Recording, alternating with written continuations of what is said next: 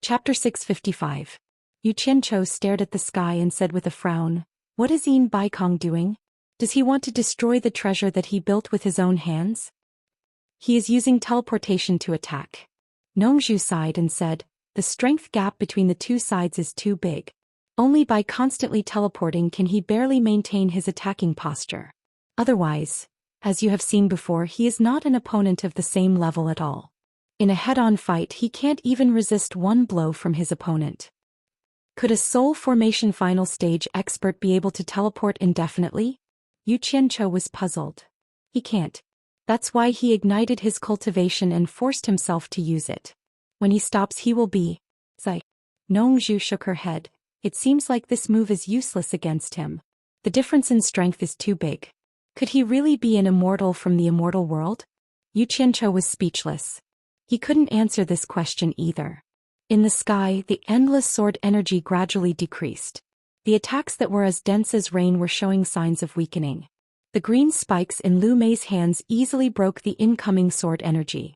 Then he cackled, "I thought you were more capable than I thought. So this is all you've got? What? You can't hold on anymore? Useless."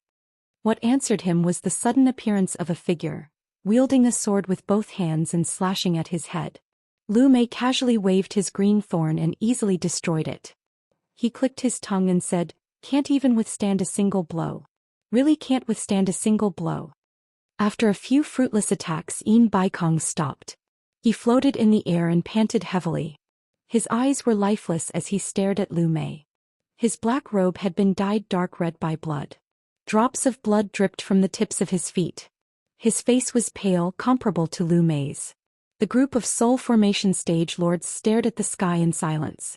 They all knew that Yin Baikong was finished. "Don't have the strength to spin anymore?" Lu Mei laughed. "If that's the case, I won't play with you anymore. Boring." As soon as he finished speaking, he shot his green thorn at Yin Baikong's chest. It was fast and silent. A beautiful green light flashed. Suddenly, Yin Baikong, who seemed to have lost the ability to retaliate, suddenly disappeared. Green thorn pounced on empty air. Green eyebrows, pupils constricted. A streak of light suddenly appeared on his left. It was as dazzling as the Milky Way, and it was like a bolt of lightning from a clear sky. It was incredibly fast and almost reached his neck in the blink of an eye. This was the fastest sword strike Yin Baikong had ever unleashed in his entire life. His lifetime of cultivation and comprehension were all condensed into this single strike. It was soundless, yet it contained a powerful destructive power. He was prepared to finish the battle in one fell swoop. Even if he couldn't kill all of them, he had to teach them a lesson. The group of spirit-severing stage experts below suddenly became spirited. So it turned out that Yin Baikong was still hiding a trump card, purposely acting weak to make the opponent careless. As long as the opponent's reaction was even the slightest bit careless, it would be very difficult for them to escape this sword. At the very least, none of them believed that they would be able to dodge this sword strike. This was a sword strike that Yin Baikong had ignited his cultivation base. Even when Lanfeng, who had been silent all this while, had a trace of amazement in his eyes, or perhaps it was more appropriate to describe it as shock. However, it was this stunning strike that missed. It had clearly struck the opponent's throat, but it turned out that it had struck an afterimage. Yin Baikong's body froze in the air. The God of Wealth sword that had followed him for many years shot into the distant horizon. After it left his hand, the silver streak of light brought with it the sound of thunder and wind as it disappeared into the distance. Its final destination was unknown. Who knew if it would be fated to continue its fate with its master in the future?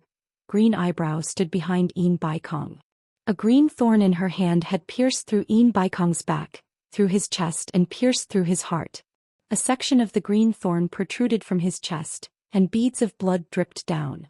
Yin Baikong's pupils gradually dilated and lost their luster. "Master?" On the God of Wealth peak, Sikongju and Jing Yuankong cried out involuntarily. The disciples of the World Commerce Association emerged one by one and looked at the scene in the sky in a daze. Sorrowful expressions emerged on their faces as they silently muttered in their hearts. The era of the World Commerce Association is over. The group of soul formation experts looked up at the sky, and they all had expressions of sympathy on their faces. Nongzhu and Yu Qianqiu looked at each other. No one could have imagined that the high-spirited Een Baikong who was preparing for the cornucopia gathering would be finished just like that. Old ghost, you're still lacking if you want to scheme against me. Don't you know how to act a little better? Your biggest flaw is that you can still float in the air. Green Eyebrow's mouth was close to Een Baikong's ear as he laughed sinisterly. Suddenly Een Baikong's dilated pupils shrank and a trace of a desolate smile flashed across his face. His hands suddenly hugged the person behind him tightly. The smile on Green Eyebrow's face froze as he cried out in surprise, "Old thing you," boom. An earth-shattering explosion drowned out Green Eyebrow's cry. A bright light exploded in the sky, and the air in this area seemed to be scared away in an instant. Nongzhu let out a fierce snort as the protective aura she released was instantly blasted apart by the powerful explosive airflow. Fortunately, Ziyi's reaction speed was not slow. Almost at the same time when Nongzhu's protective aura was blasted apart, her protective aura came up again. Fortunately, although Nongzhu's protective aura was blasted apart, it was enough to offset the remaining power of the explosion. If it wasn't for Ziyi's protective aura, the four of them would have been covered in dust. Among the group of spirit-severing experts below, except for a few spirit-severing experts in the late stage, everyone else's protective aura was blasted apart. However, it was not a big deal. After all, the experts who could become lords of a territory all had similar cultivation as Nongzhu. However, they did not have Ziyi by their side, so they were all covered in dust. However, no one cared about this now. They all stared at the sky dumbfoundedly. Unfortunately, the dust was everywhere and no one had the ability to see through it. No one would have thought that Een Baikong's trump card actually had a hidden move behind it. He had stored a large amount of true essence to self-destruct his dantian. A late-stage spirit-severing expert was indeed a late-stage spirit-severing expert. After consuming a large amount of true essence, he still had such a powerful self-destructibility. Fortunately, the true essence in Een Baikong's body had already been greatly consumed. Otherwise, the self-destruction of a late-stage spirit-severing expert would not be a joke. It was estimated that many mid-stage spirit-severing experts would more or less suffer some injuries.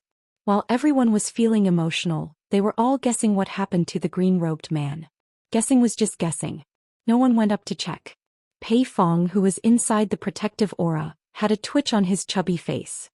He muttered absent-mindedly, "Didn't you promise me to settle the score in your next life? You've already self-destructed. You don't even have the chance to reincarnate. What next life are you talking about? Een Baikong. Een Baikong. You are indeed worthy of your title as an old fox. Even when you're F*** king committing suicide, you still have a hidden move. I admire you." Everyone knew that this time Een Baikong was really dead. He was completely dead. It was estimated that not even a piece of him could be found. Another one of the top 10 experts in the cultivation world had fallen. The dust gradually dispersed. At this moment, the god of wealth peak behind everyone suddenly let out a loud rumble. The ground shook continuously. Everyone turned their heads to look.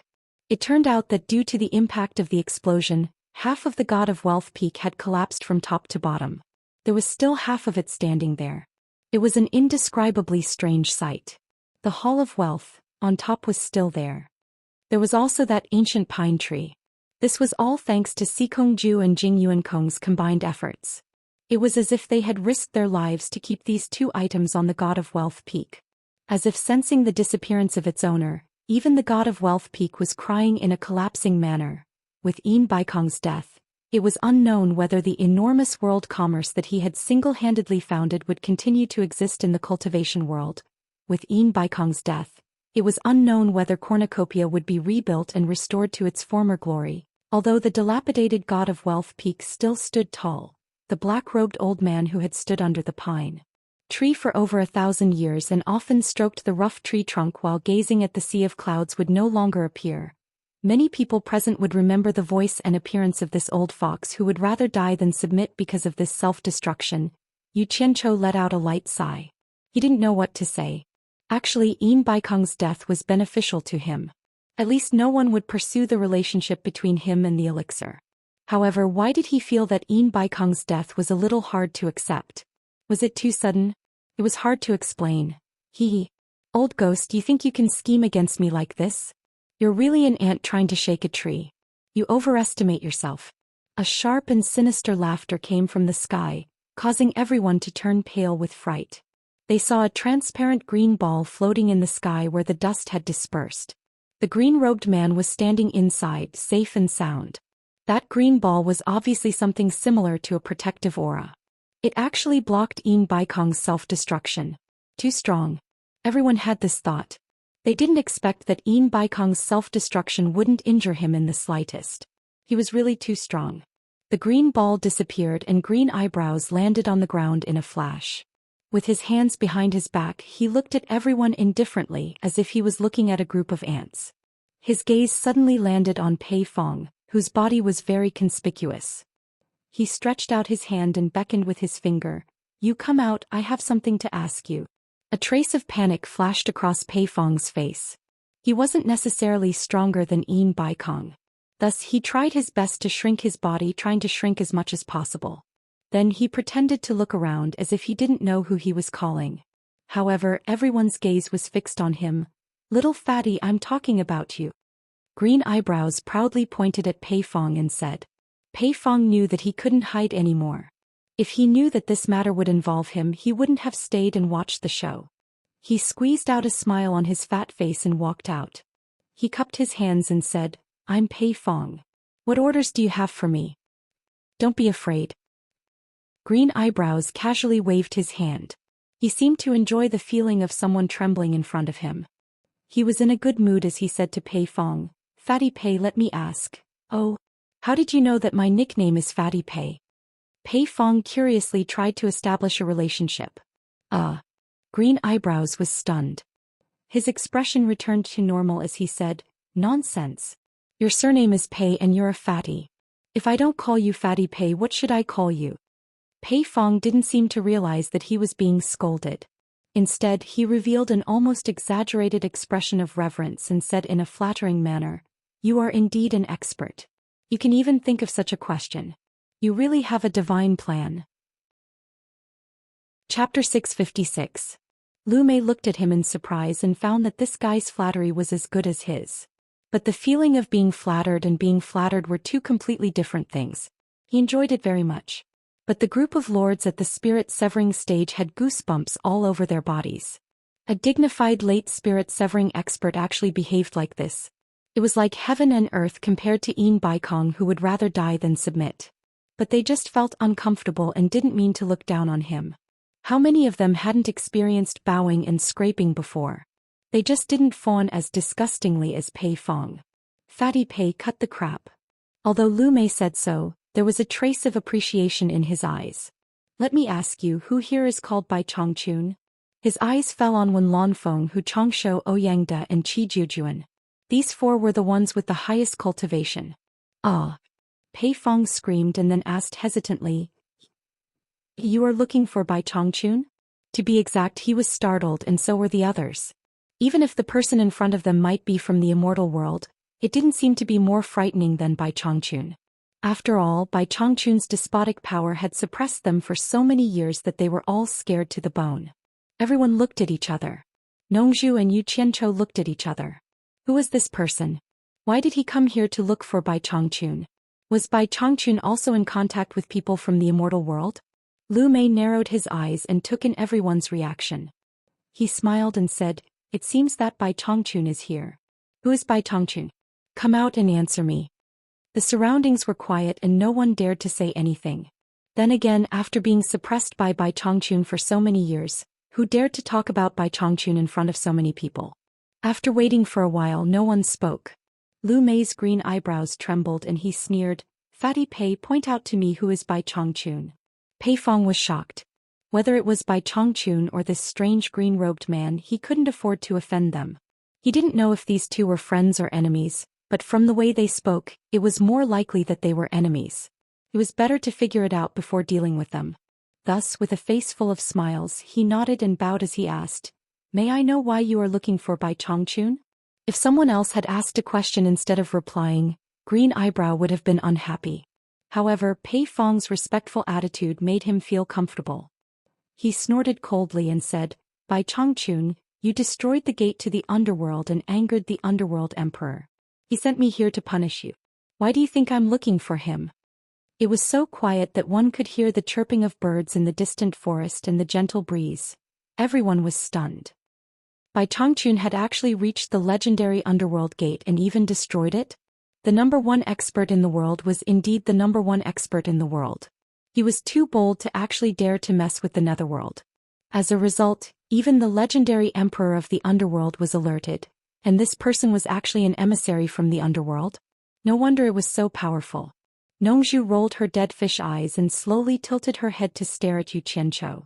The latter's face twitched as he smiled embarrassedly. Now the two completely understood.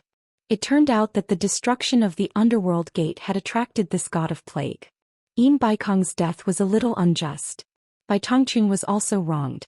But what Yu Qianzhou couldn't figure out was why the other party didn't look for him, the culprit, but his master. He looked at Nongzhu with an inquiring look. Nongzhu transmitted her voice with extreme disdain. No need to guess. It must be the trouble caused by the words left on the wall of the underworld cave. Otherwise, no matter how famous your master is, the people of the underworld wouldn't know his name. When you go back, quickly erase the words on the wall for me.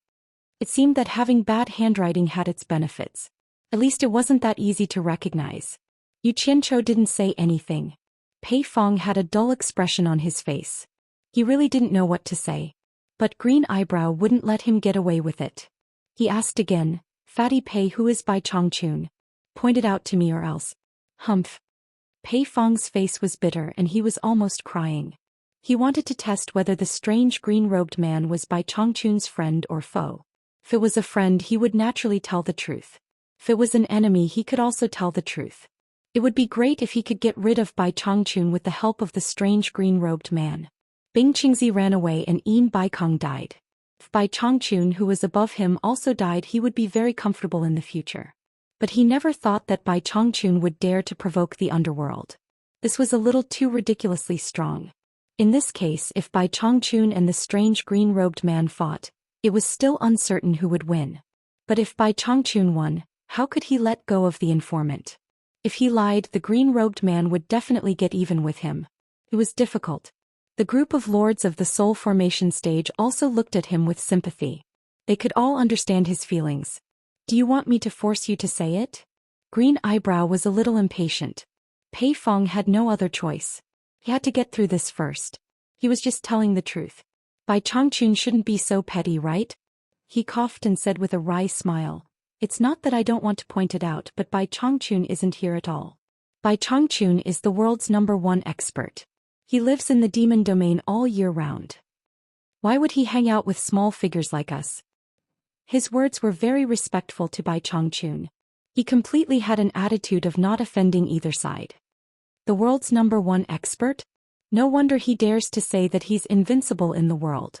Green Eyebrows sneered. Suddenly he was startled and his eyes flickered. You said Bai Changchun lives in the demon domain? He remembered that the female ghost cultivator had said that the place shrouded by the dark clouds was the demon domain. That's right. Pei Fong explained. Bai Changchun is the world's #1 expert. He leads the thousands of demon kings and ghost king in the entire demon domain. He is the master of the demon domain. Hee. Green Eyebrow suddenly laughed sharply. He understood everything and instantly said with a murderous expression, So he is the master of the demon domain. No wonder that female ghost cultivator dared to lie to me. When I go back, the first person I'll deal with is you, bitch. I'll let you know what it means to beg for death. As soon as he finished speaking, his whole body turned into a green light and flew away. Seeing him leave just like that, everyone heaved a sigh of relief. Looking at the messy treasure bowl, everyone was speechless. However, at this moment another green light flashed in the sky and turned into a human figure. Who else could it be but the strange green-robed man who had just left? Why did he come back? When everyone's heart was pounding, Green Eyebrow pointed to Pei Fong, who was surprised, and said, Fatty Pei, let me ask you again. Who are Nanhai Nongzhu and Yu Qianzhou? Where do these two people live? Nongzhu and Yu Qianzhou were stunned when they heard this. Now they were 100% sure that it was the words left on the ghost cave that caused the trouble. Both of them were blaming their own hands in their hearts. Yu Qianzhou wanted to slip away immediately. He said to Nongzhu, Let's go. While he doesn't know who we are, let's go quickly. Nongzhu agreed. The two of them grabbed Ze and Furong and wanted to run away. Stop! With a sharp shout, Green Eyebrow's eyes locked directly on them. There was no other reason. When he said that, everyone subconsciously turned to look at them. Their eyes betrayed them. The four of them paused and slowly turned around. Nongzhu and Yu Qianqiu had the same bright and harmless smile on their faces, but Ze and Furong were obviously very afraid. Green Eyebrow pointed at them and said, "Come here." Yu Qianqiu secretly transmitted his voice to the three of them. "Don't be afraid. I'm here. He can't do anything to us. Follow me closely. Don't be too far away from me. When the critical moment comes, I have a way to help you escape." Damn it. Brat, why are you still pretending to be mysterious at a critical moment? I know you're good at escaping. If you want to escape, you should do it now. Why are you waiting for the critical moment? If you wait any longer, I'll be scared to death. Hurry up. Nongzhu secretly transmitted his voice and urged. Yu Qianqiu didn't bother to pay attention to him. He wouldn't reveal his last secret unless it was absolutely necessary. Then he held Furong's hand and gave her a firm look that said, "Trust me." When Furong saw that, she was relieved. She didn't even want to think about it and believed him without any reason. Quietly, she was led away by him by the hand. "Bastard, I'll deal with you later." Nongzhu secretly transmitted his voice and complained. But she had no choice. With her cultivation, she couldn't escape with Ze at all. She could only place her last hope on Yu Qianqiu. So she pulled Ze and followed closely behind Yu Qianqiu. When the four of them came in front of Lu Mei, Yu Qianqiu squeezed Furong's hand and let go. He cupped his hands and said, "May I know why Lord Envoy of Hell is looking for us?" Lu Mei glanced at Yu Qianqiu. Suddenly her pupils shrank. She realized that she couldn't see through his cultivation. She was secretly shocked. She slowly turned to Pei Fong and asked, "Who are the four of them?" Pei Fong looked at Furong and stuttered. He didn't know what to say. Yu Qianqiu quickly changed the topic. He smiled and said in a neither servile nor overbearing manner, "Lord Envoy of Hell is looking for Yu Qianqiu and Nongzhu? I know where they are." Everyone looked at each other suspiciously. They didn't know what Yu Qianqiu was trying to do. However, they admired his courage. He wasn't afraid at all in the face of such a terrifying monster. Lu Mei looked at his calm face and became more and more suspicious. Why didn't he notice the four people in the corner at the beginning? "Oh," he said, "then tell me where they are. I don't have time to talk nonsense here." He was in a hurry to leave. Although he was arrogant before, he had accumulated the mentality of a small person over the years. It couldn't be changed so easily. He instinctively thought that this person was not afraid of him at all. In addition, he couldn't see through his cultivation, so he was more or less afraid. What kind of person was Yu Qianqiu? In his previous life, he had mingled with the nobodies in the marketplace. It could be said that he was very familiar with the mentality of those nobodies.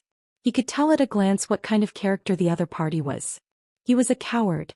Now that he had a way to protect himself, his face turned cold. He slowly put his hands behind his back. He stared at Lu Mei and walked toward her step by step. Chapter 657. Boy, do you want to die? What do you want to do? Nongzhu transmitted her voice anxiously. Everyone else was also looking at Yu Qianqiu with the same thoughts in their minds. Yu Qianqiu ignored him. In his previous life, he had made a name for himself among all sorts of people. Even though he was a hoodlum and his nature was hard to change, the aura of a superior was not something that could be faked. Lu Mei was also a man who acted according to the situation. Naturally, he could tell at a glance that this person's aura was not ordinary. Seeing him approaching step by step, he felt an inexplicable fear in his heart. He wanted to step back subconsciously, but he forced himself to hold back. He said in a low voice, "What do you want to do?" 2 meters away from him, Yu Qianqiu stopped. If he went forward, he would force Lu Mei to do something desperate and then he would be exposed. As long as he kept a safe distance from Lu Mei, everything would be fine. "Do you really want to know where Yu Qianqiu and Nanhai Nongzhu are?" Yu Qianqiu asked coldly. The black fire in his body instantly condensed to the extreme, and suddenly pressed down on Lu Mei. Others naturally could not feel the targeted pressure. Unexpectedly, Lu Mei did not react at all. Yu Qianqiu thought it was bad. Then he remembered that since Lu Mei came from the underworld, he must have crossed the fire sea of the underworld and was not afraid of the black fire at all. He was right, but Lu Mei was not afraid at all. Such a heavy death chi could only be felt by people at the level of underworld sage. As a netherworld knight, he could not condense such a heavy death chi. What scared him the most was that he saw two burning black flames jumping in Lu Mei's eyes. However, as Yu Qianqiu quickly restrained the black fire, the two burning black flames disappeared again. It was indescribably weird.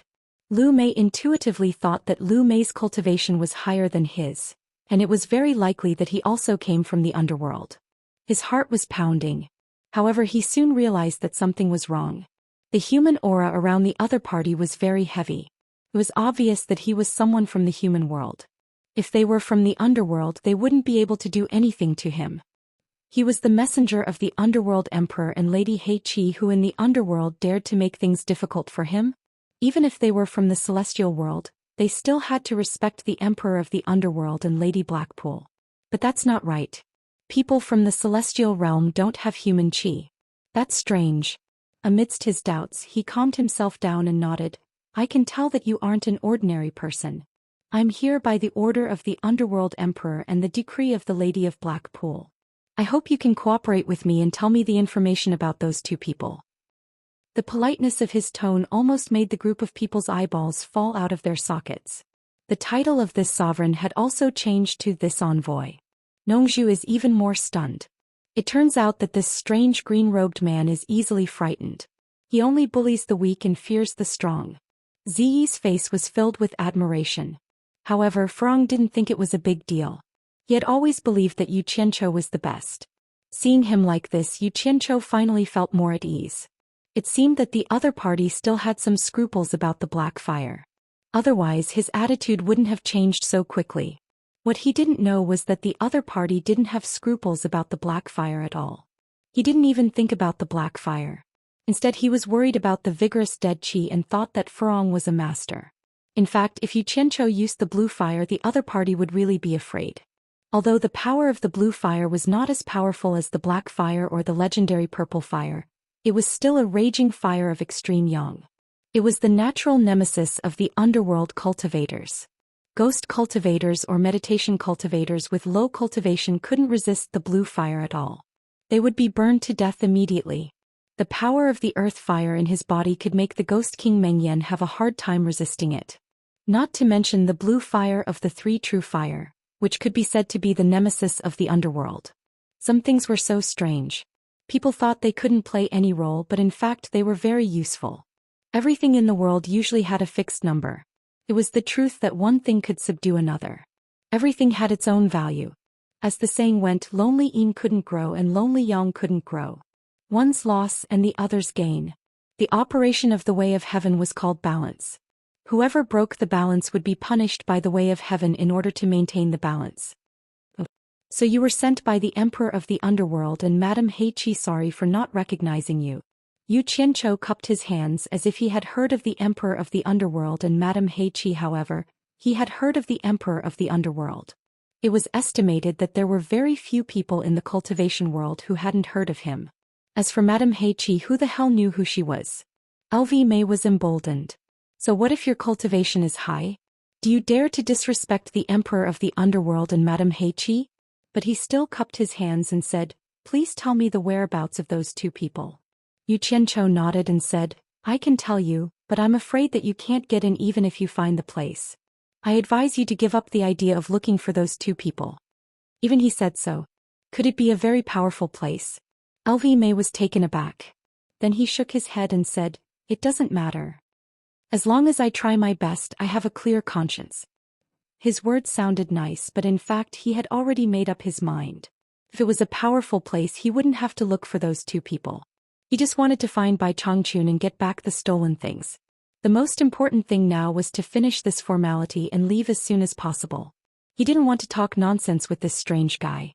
Yu Qianqiu waved his hand and pointed with a smile, saying, go straight to the east, fly over the land and then cross the vast sea. There is a vast land sealed by a great formation. Few people can enter it. It is called the East Holy Land. There are many highly skilled swordsmen there. Even my cultivation is not worth mentioning there. Yu Qianqiu and Nongzhu are there. Then he cupped his hands and said, I wish you good luck, emissary of hell. Hearing this, Nongzhu's eyes brightened.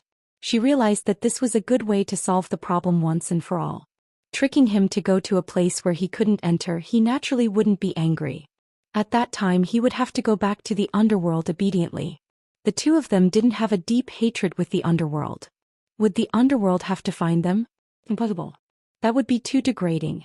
Nongzhu didn't believe that the legendary emperor of the underworld was so petty. But he was worried about Bai Chongqun. But there was no other way. He would save as many people as he could. He could only do this for the time being. The group of demigod lords nodded secretly and exchanged glances. This method was much better than Pei Fong's flattering method. But to them, if something happened to Bai Chongqun, it might not be a bad thing. Only Zi thought of Big Liar again. Pei Fong's face darkened. Why didn't he think of this method in the beginning? This so-called emissary of hell obviously knew nothing about the human world. He was very easy to trick. Thinking of his fawning manner and comparing it to Yu Qianzhou's calm and confident manner, he immediately felt a little embarrassed. It would be embarrassing if this spread out. He was a master at the final stage of demigod realm. He was not even as calm as a junior. He couldn't understand why this emissary of hell seemed to be afraid of Yu Qianzhou. He looked at Yu Qianzhou and was slightly stunned. He couldn't see through his cultivation. Was this the reason? Green Eyebrows was stunned for a while. After hearing Yu Qianzhou's words, he felt that safety was the first priority. He was already prepared to not look for them.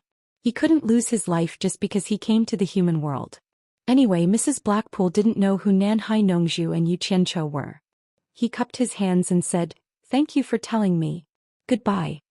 Yu Qianzhou also cupped his hands and said with a smile, "I won't see you out."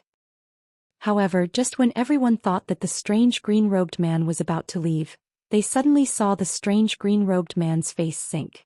His eyes suddenly stared at Yu Qianzhou and he said in a stern voice filled with killing intent, "What's your name?" Yu Qianzhou was shocked. He didn't know where he had exposed himself, but he replied calmly, "I'm Zhang San. Is there a problem?" "I think you're Li Si. How dare you make fun of me? How dare you?" Green Eyebrows screamed. Damn it. He also knew the legend of Zhang San and Li Si. Although Yu Qianzhou didn't know how the other party found out the flaw, he knew that he had been exposed. When he was about to release his divine sense to take Nanhai Nongzhu and the other two away, a white figure suddenly appeared in front of him. It was Wen Lanfeng. Green Eyebrows screamed, "It seems that there are many people who want to die." Wen Lanfeng held the giant silver sword in his hand, and his body glowed with monstrous fighting intent. Even the wind around him was stirred up. His long hair fluttered in the wind and he said without looking back, "I'm here. Nanhai Nongzhu, take them away. If I die, I'll have to trouble you to take care of the Wen clan." His indomitable killing intent was surging. The second strongest man in the world knew that he was no match for him, but he still wanted to risk his life.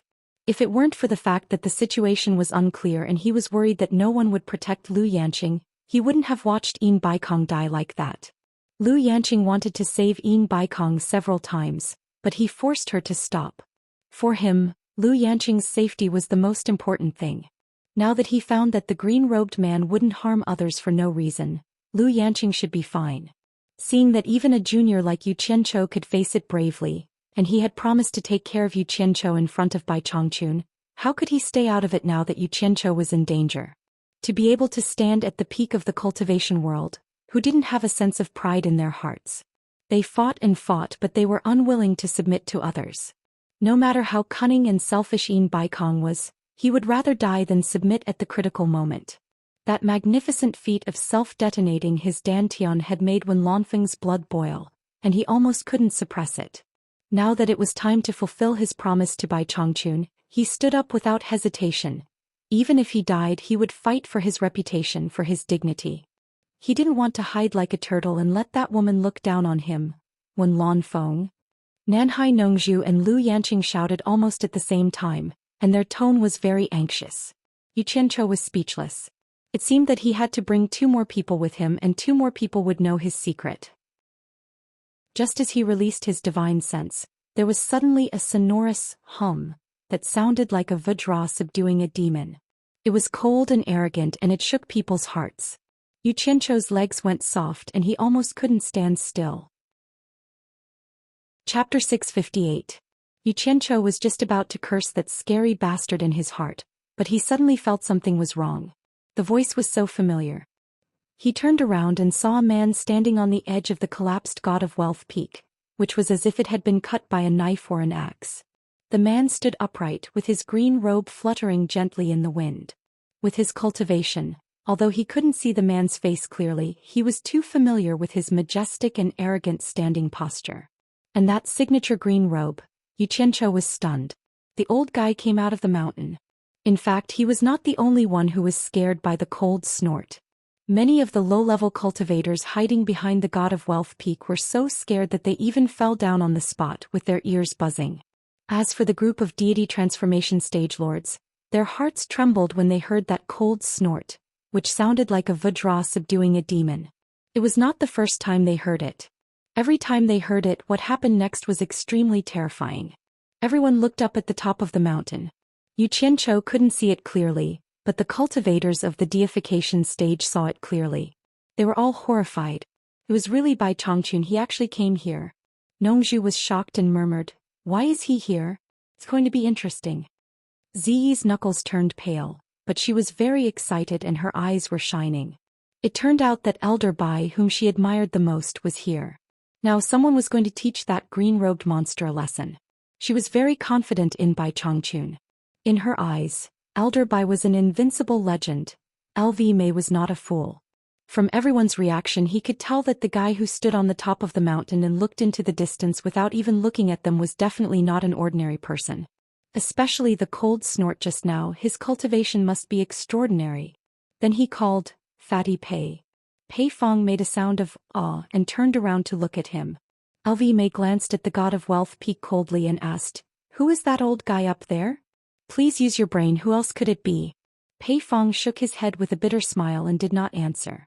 When Lan Feng, who was confronting Lu Mei, lost his surging battle intent and killing intent, he said to Lu Mei indifferently, "He's the one you're looking for, the world's #1 expert, Bai Changchun." Bai Changchun was here. There was no need for him to risk his life to protect Yu Qianqiu and the others. Bai Changchun. Green Eyebrows was startled and suddenly stared at the peak of the mountain. He smiled evilly and said, "You can wear out iron shoes in fruitless search only to find it by chance." He actually sent himself to his death. That's good, it saves me the trouble of looking for him everywhere. When Lan Feng sneered, "Don't speak too early. I hope you still have a chance to return to the netherworld." He was the only person in the cultivation world who had survived from Bai Changchun's hands twice, so he naturally knew how terrifying Bai Changchun was. The God of Wealth sword? It's Yin Baikong's God of Wealth sword. How could it be in his hands? The soul formation experts suddenly became restless. Bai Changchun, who was on the God of Wealth peak, slowly put down his hands. He was holding a sword in his hand and silently looked at it with a solemn expression. This sword was extremely familiar to all of the soul formation final stage cultivators, especially Pei Fong and the other soul formation final stage cultivators. They were certain that the sword in Bai Changchun's hand was the God of Wealth sword that had followed Yin Baikong for many years. Everyone immediately came to a realization. Yin Baikong's God of Wealth sword was in the direction of the demon domain. Bai Changchun must have encountered it on his way here and brought it back. On the God of Wealth peak, Sikongju and Jin Yuankong were frightened by Bai Changchun's sudden appearance. Only now did they realize that the sword in Bai Changchun's hand was actually their master's sword. The two of them looked at each other and quickly walked behind Bai Changchun. They knelt down and kowtowed with sobs. "Senior Bai, please avenge our master, Senior Bai." Beside the cliff, the mountain wind was strong. However, the green robe that was fluttering in the wind suddenly stopped. It was as if it was made of stone and iron. It was as if it was connected to its owner's emotions. Bai Changchun faced heaven and earth quietly. His unmoving thin back didn't turn around. His back was facing the two people who were kneeling down. His face was as calm as water and no expression could be seen. A sharp gleam flashed across his eyes and then they became calm again. His eyes seemed to be uninterested in anything. He only stared at the God of Wealth in his hand and said indifferently, "I was right. Otherwise you wouldn't have abandoned your sword." His voice was like that of an ordinary old man who had experienced the vicissitudes of life. It was quiet, indifferent, serene and unperturbed. Hearing this voice, no one would believe that this was the #1 expert whose name shook the cultivation world. Junior is useless and can't avenge my master. Please avenge my master, Senior Bai. Sikongju kowtowed once again. This time he was kowtowing heavily on the ground, causing the ground to produce loud bangs. Jing Yuankong kowtowed non-stop along with his senior brother. Among the cultivators who were hiding behind the God of Wealth peak, many of them had heard the conversation. After holding their breaths and concentrating, someone suddenly exclaimed, Bai Changchun is here. The #1 expert in the world, Bai Changchun, is here. I heard his voice. There was an indescribable surprise in his tone. The news spread quickly behind the mountain, making the cultivators extremely excited. This caused the large group of cultivators to become extremely excited. They did not expect that the elusive #1 expert under the heavens would come and see them. Although they hadn't seen Bai Changchun before, they didn't know where they got the confidence that Bai Changchun would be able to take care of that arrogant green-robed man. It didn't matter if that green-robed man was from the celestial world or the netherworld world.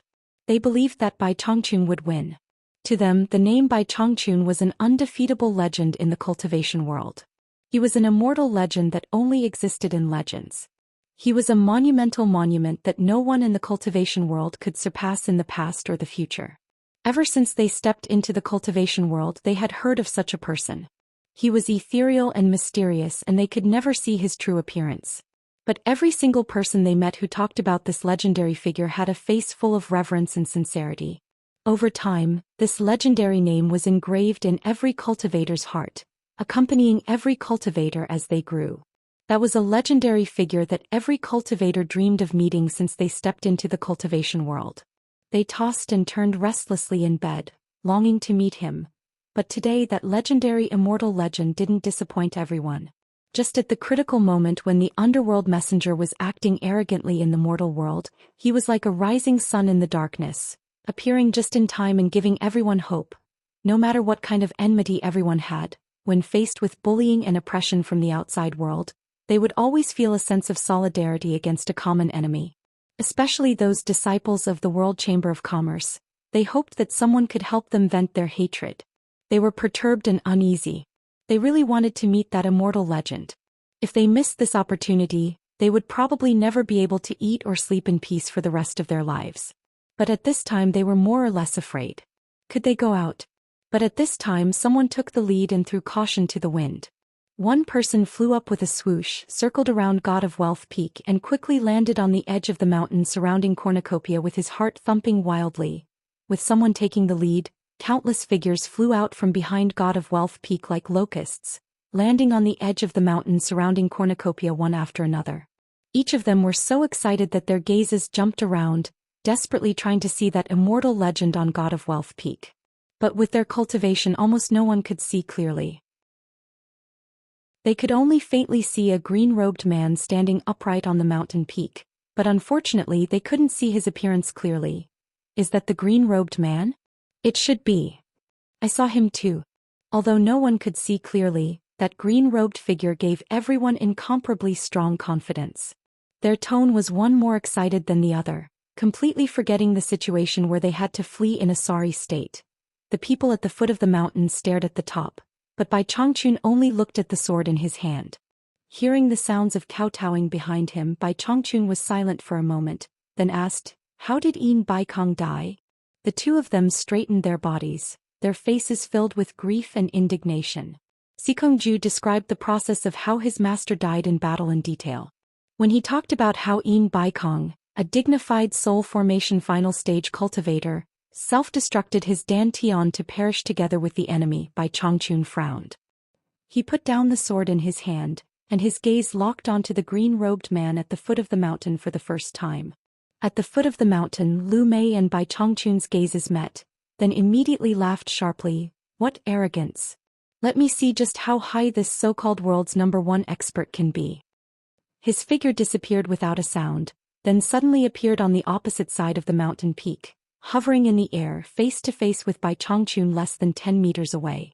The atmosphere in cornucopia instantly froze. Everyone's gaze was fixed on the top, knowing that the inevitable moment had arrived. Some people had the foresight to know that the foot of the mountain might not be safe, so they quickly flew to the edge of the mountain to observe. Soon even Yu Qianchou and the rest also moved away. The foot of the mountain was suddenly left in a mess, and not a single figure could be seen. Lu Mei sized up the green-robed elder and his heart skipped a beat. He realized that he actually couldn't see through the other party's cultivation. But when he thought about how he also couldn't see through Yu Qianchou's cultivation at the foot of the mountain, he immediately felt reassured. If it wasn't for that fatty secretly transmitting his voice to him, he would have been fooled. Just think about it, how could there be someone in the world who could surpass the cultivation of a netherworld knight? You're Bai Changchun? Lu Mei sneered sharply. Bai Changchun only glanced at him indifferently, then swung the sword in his hand backwards and said indifferently, "You too, keep Yin Baikong's sword well." The two people who were kneeling hurriedly stood up. Sikongju went over to take the sword and retreated with both hands. Then he heard Bai Changchun say indifferently with his back facing them, "It wasn't easy to establish the World Commerce Association. It's Yin Baikong's life's work. You two have to manage it well." Whether it's for the cultivators of the cultivation world or the mortals of the secular world, the World Commerce Association should have the goal of benefiting the world. Otherwise there's no need for it to exist. Do the two of you understand what I mean? Sikongju and Jing Yuankong looked at each other, then bowed in unison and said, "Junior understands." Hearing this, Pei Fong, Qi Jiujuan and Ouyang Da's expressions all changed. With Bai Changchun's words, even if Yin Baikong died, they could forget about attacking the World Commerce Association in the future. No one would dare to do anything to the World Commerce Association. Unless Bai Changchun died in the hands of the green-robed man. Chapter 659. Seeing that the other party dared to ignore him, Green Eyebrow was instantly enraged. He laughed sinisterly. "What a narrow-minded old thing. Do you really think you're invincible? Today I'll let you know that there's always someone better than you out there." Everyone's hearts were in their throats. Sikongju and Jing Yuankong subconsciously took a few steps back. They all knew what was going to happen next. The aftershock of a battle between such experts would definitely be stronger than Yin Baikong's. Before everyone could react, the green-robed envoy had two green thorns in his hands. He turned into a ray of green light and suddenly appeared in front of Bai Changchun. Unexpectedly, Bai Changchun didn't move at all. He just stretched out his hand and inserted it into the ray of green light. It was as if the ray of green light had taken the initiative to enter his hand. The skinny green figure still stood at the edge of the cliff. He had one hand behind his back while the other was stretched out. He was in a stalemate with the ball of green light. The group of soul formation cultivators looked at each other. No one understood what was going on. Could it be that the two of them had started fighting silently? The ball of green light that was in a stalemate suddenly shook violently. It was more appropriate to describe it as struggling. Bai Changchun didn't even look at it. He looked into the distance and said leisurely, "You've got guts. The human world isn't a place where you people from the netherworld can behave atrociously." The shaking green light flickered for a moment before it suddenly revealed itself. It didn't matter if it revealed itself, but it gave everyone a fright. The previously arrogant green-robed envoy was currently being held by the neck by Bai Changchun. He was like a duck being carried by Bai Changchun as he stood at the edge of the cliff. It was so easy and effortless. The green-robed envoy struggled with great difficulty. Unfortunately, he couldn't break free no matter how hard he tried. It was as if Bai Changchun was scaring a child. Grabbing a child by the neck and standing on the cliff to scare him. If he didn't listen to him, he would throw him down and kill him. How was that possible? The group of soul formation cultivators were all dumbfounded. It was so easy. Yu Qianchou couldn't see clearly. He was scratching his head and ears anxiously. He pulled the dumbfounded Nongzhu's sleeves and asked, "How is it? How is it? What's going on?" However, Nongzhu did not come to her senses for a long time no matter how hard he pulled her. Sikongju and Jing Yuankong were standing closest to each other, so they had the clearest view. The two of them exchanged glances, and the shock on their faces was hard to conceal. Who would have thought that the netherworld envoy who had forced Master to self-destruct his Dantian would be captured so easily by Bai Changchun? Those who could see this scene clearly were not simple people. Naturally, they knew that this was not a simple coincidence.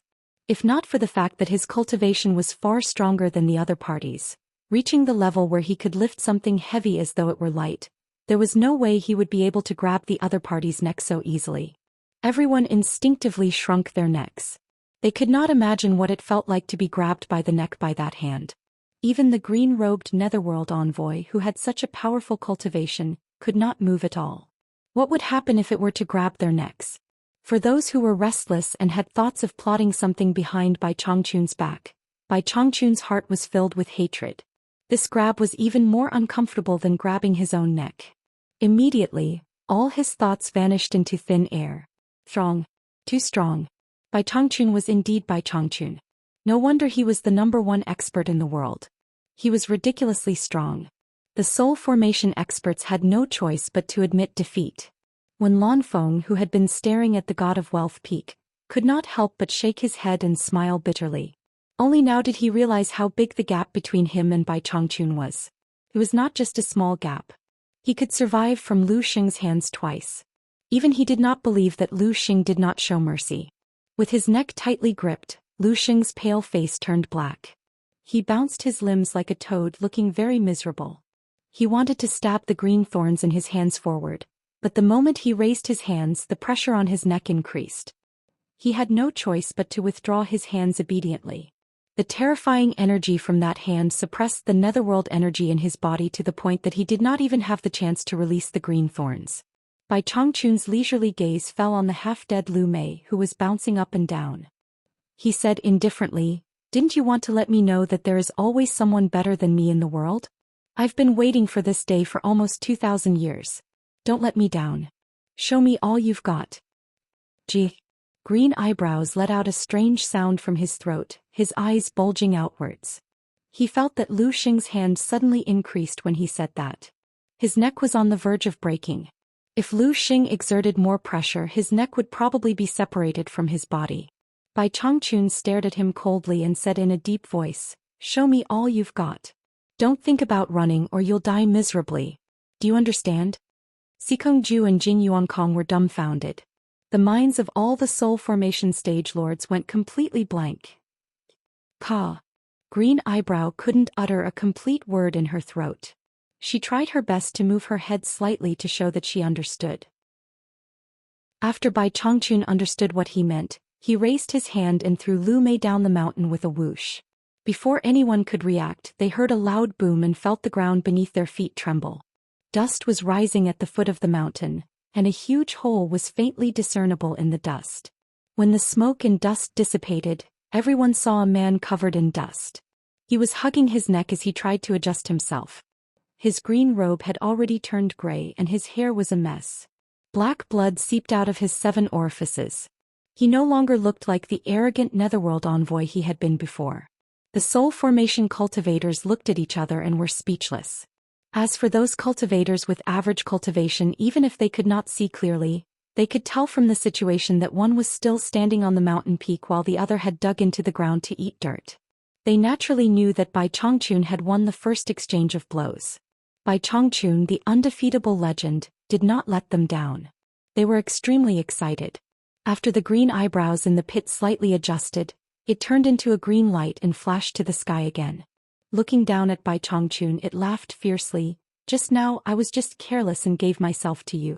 Now I will let you know the price of being rude to me." The sharp voice reverberated in the air. It was very ear-piercing. He didn't even know what was going on just now. It was as if he had delivered himself into the hands of the other party, and he almost died of depression. However, he did not dare to be careless now. He had personally experienced that the other party's cultivation was indeed extraordinary. However, he was sure that it was a momentary mistake. Letting him go was the biggest mistake of his life. Bai Changchun looked up at the sky and said calmly, "I'll wait. I'll let you make the first move." Lu Xing stopped smiling. He bit the tip of his tongue and spat out a mouthful of black blood on the 2 green thorns. Then he held the 2 green thorns in his hands and spread them out devoutly. He muttered something as if he was offering a sacrifice. Suddenly, the 2 green thorns came together in his palms. He rubbed his palms together and the 2 green thorns gave off a dazzling green light. The light was so bright that no one dared to look at it directly. Suddenly, the green light disappeared and a hazy black cloud appeared in the sky. Lu Xing stood on the cloud and sneered at the peak of the mountain. Green light was faintly discernible in the rolling black cloud. Fierce roars came from inside as if there were some ferocious monsters inside. The people below were shocked. They had never seen such a scene in the cultivation world. Many people even complained that Bai Changchun should not have shown mercy. They were in big trouble now. Bai Changchun stared at the rolling black cloud in the sky and asked calmly, "This should be a spell from the netherworld, right?" "Yes." Lu Xing laughed strangely. Two gigantic snake heads that were as big as round tables poked out from the dark clouds behind him. Their red eyes were even bigger than two fists put together, revealing an extremely ferocious brilliance as they patrolled the surroundings. They opened their bloody mouths and flicked their forked tongues with a hissing sound. Their bodies, which were as thick as water buckets, continuously came out of the black clouds and coiled behind Lu Mei like two flying dragons. Just the pressure emitted by the two giant snakes was enough to make those with weaker cultivations tremble in fear. "These are the two green hell snakes that Lady He Qi subdued. I didn't expect to use them in the human world today. Bai Changchun, you're really lucky." Green eyebrows kept laughing in a strange manner. Bai Changchun nodded slightly and said, "I've heard that there are magical spells in the netherworld and the immortal world. I've seen the spell from the immortal world more than 200 years ago. Seems to be much stronger than yours. Is this your most powerful ability? If you have more, why don't you show it to me?" He was not afraid of trouble at all. He had seen the spells from the immortal world. The lords in the soul formation stage looked at each other, not knowing whether Bai Changchun was telling the truth or not. Even Noizhu was confused. He had never heard Bai Changchun mention it, but he believed that Bai Changchun was not a liar. If he said he had seen it, then he must have. On the other hand, Yu Qianqiu believed this because he had heard Bai Changchun mention that 200 years ago, he had met an immortal who had appeared out of nowhere. The two of them had even fought, and after fighting for half a day, that immortal had been killed by Bai Changchun. He guessed that Bai Changchun was talking about that time. "You really don't know how high the sky is and how deep the earth is. This treasure was given to me by Lady He Qi. It is more than enough to deal with you." After Lu Mei finished speaking, she felt proud of herself. She threatened, "Bai Changchun, if you know what's good for you, hand over the knocker and the two beast teeth you stole from the underworld gate. Kowtow and apologize. If I'm satisfied with your attitude, maybe I'll let you go. Otherwise, I'll make you wish you were dead." Then he raised his head and laughed crazily. His sharp laughter echoed between heaven and earth, mixed with the pleasure of revenge. Bai Changchun did not get angry. Instead, he asked calmly, "In that case, this is already your most powerful ability."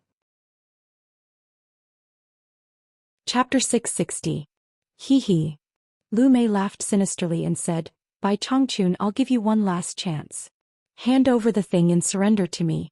Otherwise, you'll learn from that old thing's fate." "I have it. Come and get it yourself if you can," Bai Changchun said lightly. "You really don't know what's good for you." Lu Mei let out a shrill laugh and sank into the dark clouds. In an instant, the two green snakes became restless. They let out earth-shattering roars and radiated a powerful aura that blotted out the sky and covered the earth. The gloomy and cold air of the netherworld quickly shrouded the sky and earth. The dark clouds in the sky surged in all directions, blotting out the sky and immediately turning the place into a dark netherworld. The two giant green snakes shuttled through the dark clouds like green lightning. The chilly wind swept across like bone-scraping knives. Those cultivators below the soul formation stage could no longer hold on and fled into the distance. The group of soul formation stage lords were also frightened by this earth-shattering aura. They had never seen such a grand scene before. They originally wanted to leave, but this kind of rare battle scene was irresistible to them. At their level of cultivation, it was difficult to see a battle beyond their imagination. Every time they saw one, they would gain some knowledge and it could be said to be of great benefit to their own cultivation. They were afraid of being affected, but they didn't want to give up such a good opportunity. Therefore, they released their protective aura in advance and watched attentively, not wanting to miss a single detail. Nongzhu's face was solemn. It was also the first time he saw Bai Changchun fight with such an expert. He tilted his head and nodded at Wen Lanfeng. Wen Lanfeng quickly brought Yu Qianqiu and the other two into his protective aura energy. On the dark mountain peak, Bai Changchun still stood motionless. He clenched one fist at the back of his waist and put the other down gently, as if he had the desire to make a move, The moment he put down one hand, Sikong-ju and Jing Yuankong's pupils shrank. At the same time, they felt an indescribable aura emanating from the thin body. It was incomparably thick and spread between heaven and earth. The mountain peak that was covered by the dark and evil aura was instantly pushed away by a mighty aura. The dark and evil oppressive aura that was imposed on the two of them was instantly swept away. The two of them couldn't tell what was going on, but they suddenly felt their hearts filled with righteousness. The thin figure in front of them instantly became incomparably majestic in their hearts. It was as if he had already fused with heaven and earth, becoming a part of heaven and earth, coexisting eternally with heaven and earth. Everyone at the foot of the mountain stared at the mountain peak. In their eyes, the mountain peak that was originally so dark that they could not see clearly suddenly emitted a faint brilliance. Upon closer inspection there was no light at all. However, the strange thing was that everything could be seen clearly on the God of Wealth peak, which was further away. Everyone looked at each other, not knowing what was going on. Bai Changchun, I didn't expect you to have some skills. Green Eyebrows' sinister laughter came from the depths of the dark clouds. Bai Changchun, on the other hand, had Chu Tian's eyes. He saw that in the sky above the forest, there were birds that could not escape in time. When they flew up and touched the dark clouds in the sky, they immediately fell down. The forest below was also withering and dying at a visible speed. His eyes flickered and his lips moved slightly. A sonorous voice like that of a Vajra subduing a demon echoed between heaven and earth. I originally wanted to spare your life for the time being and slowly interrogate you. But now it seems that I can't let a scourge like you live in this world. Arrogant. An angry shout came from the depths of the dark clouds. Two giant green snakes that were shining brightly stirred up huge waves in the ink-like dark clouds. Ha! They roared at the sky and intertwined with each other, forming a two-headed snake. They opened their bloody mouths at the same time, and with a rumbling sound, they pounced towards the mountain peak like green lightning. Bai Changchun's green robe suddenly fluttered. He stopped looking into the distance, looked up and waved one hand, pointing at the sky.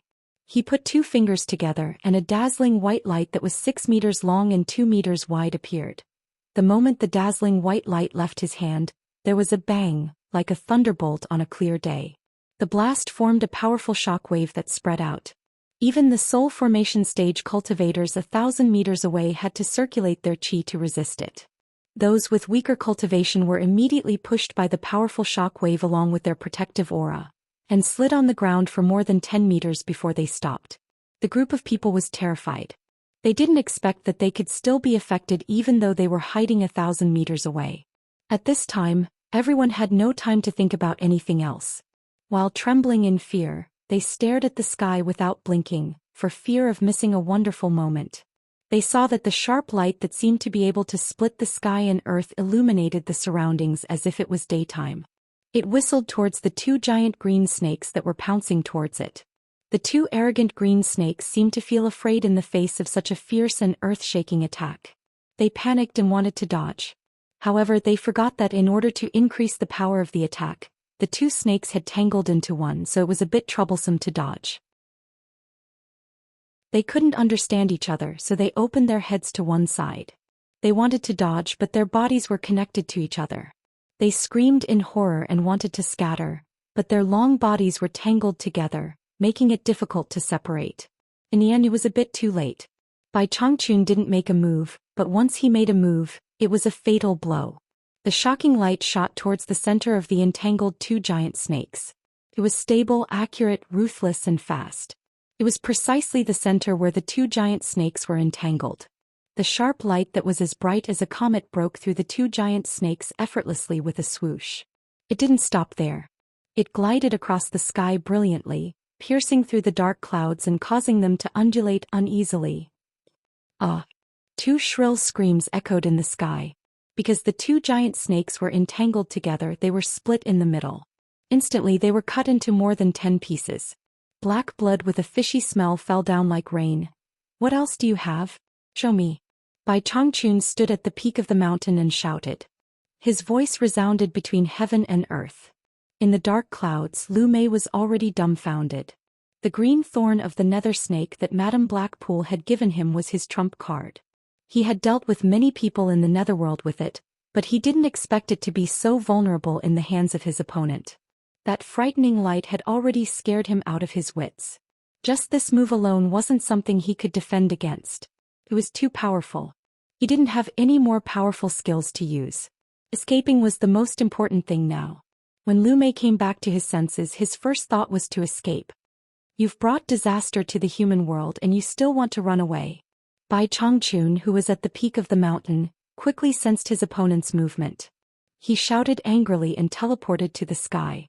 His thin body waved his arms in the air and shouted angrily, "Lost immortal finger." In an instant, the airflow between heaven and earth rapidly surged toward the thin figure in the sky. The majestic airflow instantly condensed in the fingers that were waving and circulating. Suddenly, countless dazzling lights shot into the sky. Although it was many times smaller than the shocking light from before, it was uncountable at this moment. Swoosh swoosh, the sound of the air exploding was endless. Countless dazzling white lights shot into the sky like a meteor shower, directly turning the dark clouds in the sky into sieves. The dark clouds were densely covered with white holes. A shrill scream came from the dark clouds. A mass of green light fell out of the dark clouds and turned into Lu Mei in the blink of an eye. He fell to the ground with a bang, clutching his chest and rolling on the ground, wailing incessantly. Black blood oozed from all over his body. He didn't look like a human anymore. No one knew how many holes there were in his body. Nongzhu looked at Lu Mei, who was rolling on the ground, and said blankly, "Damn it. It's lost immortal finger again." When Lan Feng recovered from the shock and turned his head to ask, "Have you seen Bai Changchun before?" Nongzhu looked back at him with a malicious smile and said, "You're lucky. You didn't see how miserable Li Duxing was 500 years ago. Except for losing an arm. Hey, how do you think he got those 80 holes in his body?" Li Duxing was also unlucky. He happened to meet Lao Bai, who had comprehended lost immortal finger. So he used him to try it. Don't you think you're lucky? When Lan Feng looked at his intact body and then at the wailing emissary of hell on the ground, he shuddered subconsciously. Everyone looked at Bai Changchun, who looked like a god of death in his cyan robe fluttering in the air. They opened their mouths wide and were dumbfounded. Bai Changchun was indeed Bai Changchun. He still acted in the same way. Once he made a move, someone would be doomed. Bai Changchun, who was floating in the air, glanced at Lu Mei, who was rolling on the ground, and snorted. Then he looked up at the dense dark clouds above his head. Nobody knew what he was thinking about. Suddenly he put his hands behind his back and stood straight in the air. He shouted solemnly, "There is righteousness in the world. Awe-inspiring righteousness. Subdue demons." His words were sonorous and reverberating between heaven and earth. In an instant, the air and the space where everyone was suddenly solidified. The surging dark clouds in the sky also gradually became still. Soon after, everyone was keenly aware that a mighty airflow was surging over from all directions. As it passed by them, everyone immediately felt that the dark and evil aura that was suppressing them had been taken away, and their hearts were suddenly relaxed. The mighty airflow surged endlessly and formed a tornado with Bai Changchun as the center. It rose into the sky and kept spinning in the air. The surrounding dark clouds gradually gathered towards the tornado. The sky that was covered by the dark clouds gradually shrunk, and the surroundings began to see light again. Then the tornado dragged an ink-like black curtain straight into the sky. The light shone brightly and the black dot in the sky gradually disappeared. Everyone's gaze shifted from the disappearing black dot to Bai Changchun with great difficulty. They were all dumbfounded. Nongzhu's handsome face became that of an idiot. They wondered how many things about Lao Bai that he did not know. Furong looked around, her face full of disbelief. Zi looked at Bai Changchun and kept giggling. Yu Qianchou's reaction was the most exaggerated. The saliva he had been holding back finally flowed out of his mouth. He continuously smacked his lips and swallowed. He looked at Bai Changchun with a pitiful expression. No one knew what he was thinking.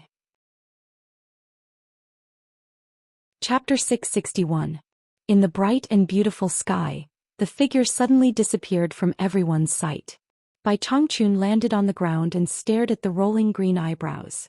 As soon as the latter saw the person standing in front of him, even though he was in pain, he crawled up, knelt down and kowtowed. He begged again and again, "It's me who failed to recognize you. Great Immortal, please spare my life, please spare my life." There were at least dozens of holes on his hands, legs and body. Black blood kept flowing out of his body, so he was lucky to be alive. However, looking at his skillful kowtowing, it really made everyone's eyes pop out.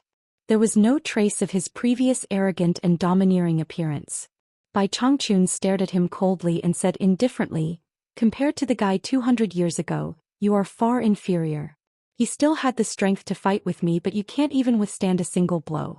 At the same time, there is a problem that I have been thinking about for more than 200 years. Let's talk about you.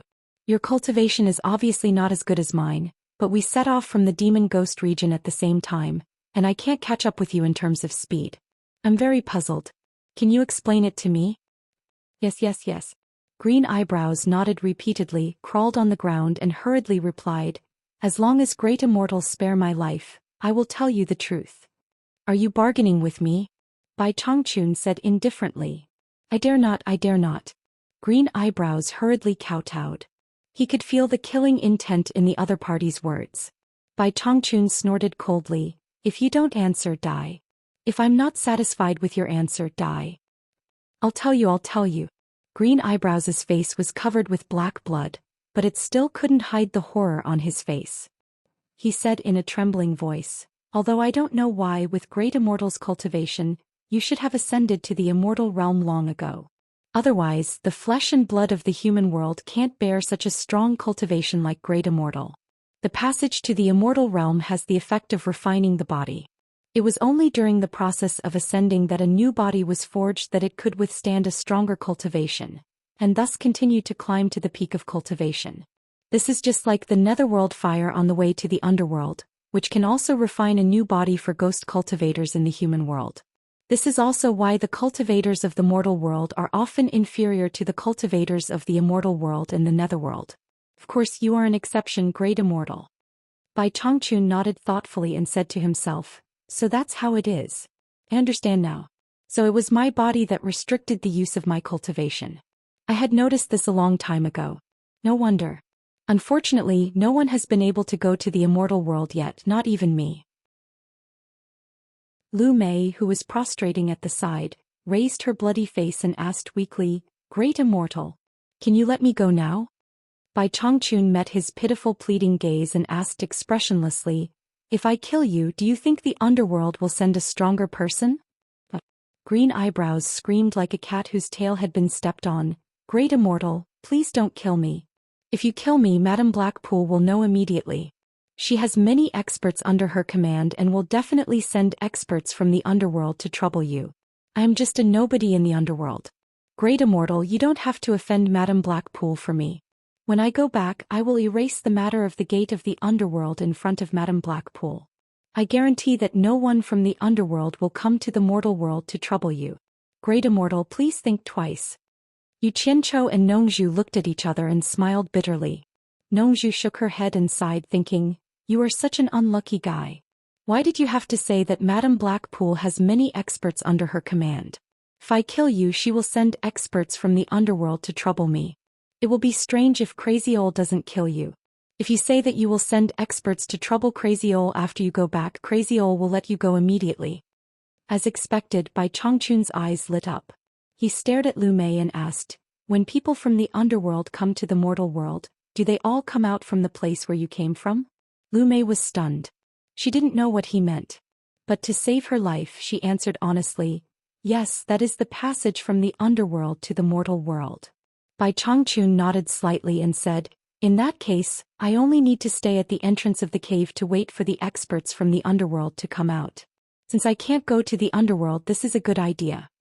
Lu Mei's small eyes suddenly opened wide. He would be an idiot if he still didn't understand what Ning Ke meant. Before he opened his mouth to beg for mercy, Bai Changchun waved his sleeve. Bang! Green Eyebrows screamed and flew into the air. When he fell, several sharp lights shot out from Bai Changchun's fingers. After a few swishes, Lu Mei was cut into several pieces and fell down. Before people could react, a shadow flew across the sky and disappeared in the direction of the demon ghost region. Bai Changchun left just like that? People looked at each other and felt that what happened just now was like a dream. However, the completely destroyed treasure bowl in front of them clearly told them that it was true. In the distance, the dozens of pieces of the giant snake in Lu Mei's body began to squeak and emit black smoke under the scorching sun. Under people's gazes, they soon became pools of black juice. This was the result of Bai Chongqun's battle. However, when they thought of Bai Chongqun's miraculous means just now, they all shuddered. He was too powerful.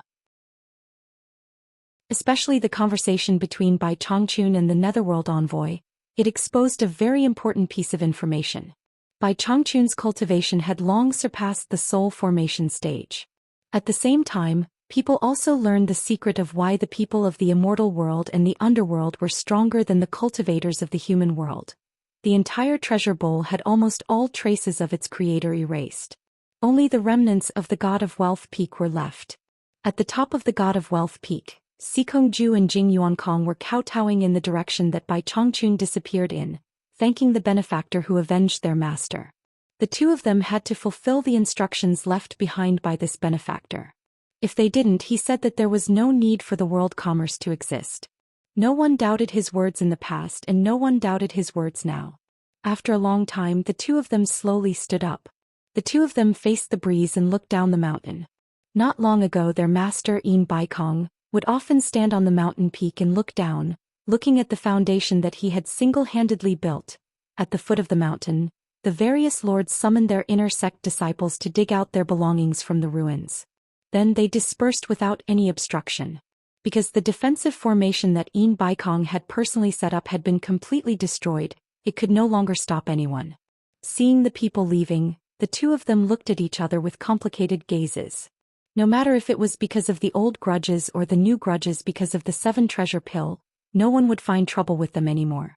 Although the pillar of the world commerce was no longer here, the words that Bai Chongqun had left behind were enough to intimidate everyone. As long as Bai Chongqun was still here, no one in the cultivation world would dare to find trouble with the world commerce. Sikongju raised the God of Wealth sword in his hand. The two of them looked at each other silently. In the past, their master had always wanted to curry favor with Bai Chongqun to ensure the safety of the world commerce. Who would have thought that not only would he not be able to fulfill this wish when he was alive, he would be able to fulfill it after his death. Some things that happened due to fate were often fated in the unseen world. It really couldn't be forced, junior brother. How about we work together to revive the world commerce? Of course. Other than completing Senior Bai's instructions, just like what Senior Bai said, the world commerce is Master's life's work. But I'm worried. The day of the East Holy Land's opening isn't far away. I'm afraid that we won't be able to fulfill our wish. Master once told me. Sikongju looked at Jing Yuankong and said solemnly, the past torture envoys of the demon ghost region were all outstanding figures. If one left, another would appear. The demon ghost region had been passed down from ancient times until now. Who knows how many secrets it had? No one dared to take it lightly. Not to mention anything else, just the countless demon kings and ghost kings in the demon ghost domain were the most powerful force in the world. They could easily wipe out any force in the cultivation world. Although the past torture envoys of the demon ghost region didn't easily interfere with the matters of the cultivation world, the demon ghost region was the true #1 power in the cultivation world. Since Senior Bai had spoken, even if he left, no one in the cultivation world would dare to touch the world commerce. Of course, the prerequisite is that we follow Senior Bai's words. That's good. We can do business in peace and cultivate in peace. We don't have to be afraid of being disturbed. I'm going to recall the people from the Limitless Island.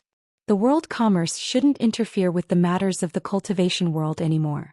Sikongju asked, what do you think? Jing Yuankong nodded and said, I agree. Sikongju didn't say anything else. He began to gather the disciples of the world commerce to clean up the things that belonged to the sect. Now that Yin Baikong was dead, Jing Yuankong didn't fight with him anymore. He naturally became the new leader of the world commerce. At the foot of the mountain, after the Blue Palace disciples finished cleaning up the ruins, Pei Fong waved his hand and let them go. He stood with Qi Jujuan and Ouyangda. Looking at the devastation, the three of them looked at each other and sighed. Although the trouble this time was caused by the underworld envoy, the three of them couldn't help but associate it with Bai Chongqun. Every time that old monster appeared, he would do something shocking. In fact, didn't the underworld envoy come to find him? They really hoped that he wouldn't appear again. Pei Fong glanced at Wen Lanfeng and the others who were still standing at the edge of the mountain and said to the two beside him, "Let's say goodbye to them before we leave." The three of them quickly went to Wen Lanfeng and the others. Pei Fong cupped his hands and said, "Everyone will take our leave now. We welcome you to visit the Blue Palace if you have the chance." He deliberately smiled at Farong and said, "Miss Farong, if there's anything you need my help with in the future, please don't hesitate to ask. Just find a disciple of the Blue Palace to pass on the message. I'll do my best." Farong smiled and nodded. Then she heard Nongju sneer and say, "Fatty Pei, there's something I don't understand and I need to ask you. You said that the strange green-robed man was fooled by Yu Qianchou. Why did he suddenly turn against him when he was about to leave?" "Yes. I also find this strange." Pei Fong shook his head with a puzzled expression, appearing to be in disbelief. The others knew that Nongju wouldn't say such a thing for no reason. Even Qi Jiujuan and O Yongda looked at Pei Fong suspiciously. Maybe the people of the underworld have some supernatural power that we don't know about. Pei Fong sighed and cupped his hands, saying, "Everyone farewell." After saying that, he flew into the sky. Qi Jiujuan and O Yongda also cupped their hands and left. Nongju snorted and tilted her head to look at Yu Qianchou. She believed that with Yu Qianchou's cunning he should be able to understand the meaning of her words. Who would have thought that Yu Qianchou would turn a deaf ear to him? His eyes were fixed on the ruins. Just when the group was baffled, Yu Qianchou suddenly let out a loud cry and rushed into the ruins of the broken fences and dilapidated walls. Chapter 662. Stones and broken wooden beams were thrown all over the sky by someone. Yu Qianchou was working hard in the ruins with a hard-working spirit that was incomparable to ordinary people. But no matter how they looked at him, he seemed to be possessed by a demon. When Lanfeng and the others looked at each other, all the sects were digging up their own treasures and disciples who were killed in the war. What was he digging up like a madman? This guy had a lot of treasures. Was he hiding them in that place? Nongju raised his eyebrows and touched his chin, pondering. A sinister smile appeared on his face. He looked around and vaguely recognized that the place Yu Qianchou was digging seemed to be the original location of the Spring Slumber building. The sinister smile on his face froze. Looking at Zi, who was curious and eager to try, Nongju suddenly looked gloomy. He kind of understood what Yu Qianchou was looking for. Except for him, perhaps only Lu Yanqing, who was wearing a gauze hat, understood. They could not help but flashed over. Yu Qianchou buried his head in his work. Each time he dug up a corpse, he would immediately clean up the corpse's face. When he saw that it wasn't the person he was looking for, he didn't care about the consequences and directly threw it away. "You're crazy!" Nongju shouted angrily. As soon as he flew over, he happened to catch a female corpse that Yu Qianchou threw behind, and he also threw it behind. As a result, he almost hit a disciple of another sect. "How dare someone hit me with a corpse?" The disciple was also angry. He straightened up and was about to curse, but his mouth was covered by his fellow disciples. He pointed at Nongju and the others. The disciple immediately lost his temper and went to do what he was supposed to do. Yu Qianchou picked up a wooden beam several meters long, turned around and threw it away. He stared at Nongju with a sullen face and said in a low voice, "Don't provoke me." He wiped his face with his dirty sleeve and continued to bury himself in the work. That scene made people feel an inexplicable sadness. They didn't know what he was trying to do to make himself look so miserable. Nongju's face was immediately drawn, and she was about to burst into rage. Zi, who wanted to join in the fun and dig for treasures, quickly stopped. Farong walked over and asked weakly, "What are you digging? Let me help you." Just as Yu Qianchou raised his head and was about to reply, his eyes inadvertently fell on a group of people in front of him, and he was instantly stunned. The enchantress Yanyu, Tianyi, Mo Xiaojun, Hai Wei, and Li Qiuxiang came together. The six of them saw that he was covered in dirt. He was half-straightened, one hand holding onto a broken window, the other holding onto an arm that was buried under the collapsed wall, and he was looking at them with his dusty face. "Yu Qianchou, what are you looking for?" 100 Charm Beauty asked in confusion. Yu Qianchou's gaze swept over Yanyu before he quickly shifted it away. There seemed to be some panic in his eyes.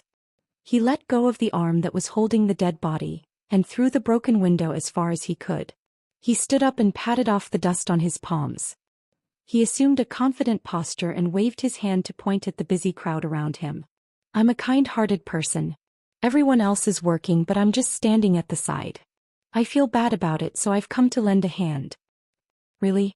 100 Charm Beauty looked doubtful as if she did not believe what he said. She looked around but did not find any clues. Of course. Yu Qianqiu nodded with an honest face. However, Furong, who was beside him, believed what he said very much. She pulled his sleeve and said seriously, I will also help you. Yu Qianqiu's face twitched and he said awkwardly, forget it. It's fine as long as we have the intention. We can help people for a while but we can't help them forever. Let's call it a day. We'll talk about it later. After that he wiped the dust off his buttocks with both hands. It seemed that he was going to quit. Furong nodded and said, oh. Suddenly an uncontrollable laughter came from the side. The few of them turned their heads to look and discovered that it was Lu Yanqing. When Lanfeng asked curiously, Yanqing, what are you laughing at? Did you think of something funny? Lu Yanqing quickly shook her head and said, nothing. Humph. Stubborn duck. Nongzhu sneered with a face full of disdain. He finally knew that when it came to this kid he could say anything that was horizontal, straight and dead. In short, he was the one who was in the right. Hey, Yanyu, what are you laughing at? 100 Charm Beauty suddenly found that Yanyu was also biting her lips and laughing. Yanyu immediately waved her hand and said, nothing. But anyone could see that she was smiling from the bottom of her heart. Her face was bright and she stood in the ruins, looking unusually dazzling. Everyone present was stunned. Yu Qianqiu naturally knew what she was laughing at, but he was thick-skinned and didn't care, as if he didn't know anything. What can you do to me? When Lanfeng looked at both sides and couldn't see why the two women were laughing, so he asked Nongzhu, Nongzhu, what's your plan? Nongzhu looked up at the ruins of the God of Wealth Peak and said, everyone in the cornucopia parted on bad terms. I naturally want to go to Shuntian Island and ask Old Bai how many secrets he has that I don't know. It turns out that the guy's cultivation has surpassed the soul formation stage. He actually hid it from me for so many years. I've long felt that his cultivation shouldn't be at the soul formation stage. He's too strong. When Lanfeng smiled bitterly and shook her head. She then asked Yu Qianqiu, what about you? Yu Qianqiu frowned and said slowly, the appearance of the Netherworld envoys and the opening of the East Holy Land are not far away. I always feel that the world is going to change. I hope I'm just overthinking, but I want to settle some things. It's never wrong to be prepared. Some people didn't understand what he meant, but those who knew the inside story understood what he was saying. Once Bai Changchun went to the East Holy Land, his days would be a bit difficult. Although this guy became famous quickly, he had offended too many people. Nongzhu originally had a stomach full of complaints about his promiscuous relationships, but seeing him like this, her eyes became a little sympathetic. Once the East Holy Land was opened, would Bai Changchun really pass the position of the torture master of the demon region to him? If he really did, would he be able to subdue the thousands of demons and ghosts in the demon region? One should know that after Bai Changchun took over the demon region, he also ruthlessly washed the place with blood several times before he completely subdued those demons and ghosts. Could he inherit the glory of the demon region's torture masters? Could he defend against external strong enemies? When she thought that the position of the torture master might fall into this guy's hands, Nongzhu couldn't imagine the reaction of the various forces in the cultivation world when the news was announced. This guy would have a heavy burden on his shoulders in the future. When Lanfeng was silent, he raised his hand and pointed at the Temptress and Yanyu. Are the two of them still going with us? The two girls looked at each other, not knowing what he meant. Yu Qianqiu said to the Temptress of 100 Charms, Baikong is dead. I'm afraid the forces here will be thrown into chaos. The two of you should go to Senior Lu's place in Spirit Fragrant Valley for the time being. I'll think of something in the future. He didn't care whether the two agreed or not. He waved his hand domineeringly and said, it's settled then. The Temptress immediately threw a reproachful look, but no matter how you looked at it, it looked like a flirtatious wink. Yanyu didn't say anything. She just kept staring at Yu Qianqiu. However, Yu Qianqiu kept avoiding her eyes, but he still arranged an escape route for her in a domineering manner. I'll have to trouble the two seniors. Yu Qianqiu bowed to Wen Lanfeng and Lu Yanqing and said, when I find Niu Yid, I'll definitely get the elixir I promised you two seniors. The bright eyes under the green gauze rolled a white eye. Lu Yanqing was speechless, feeling that he thought he did not know that he was Niu Yid.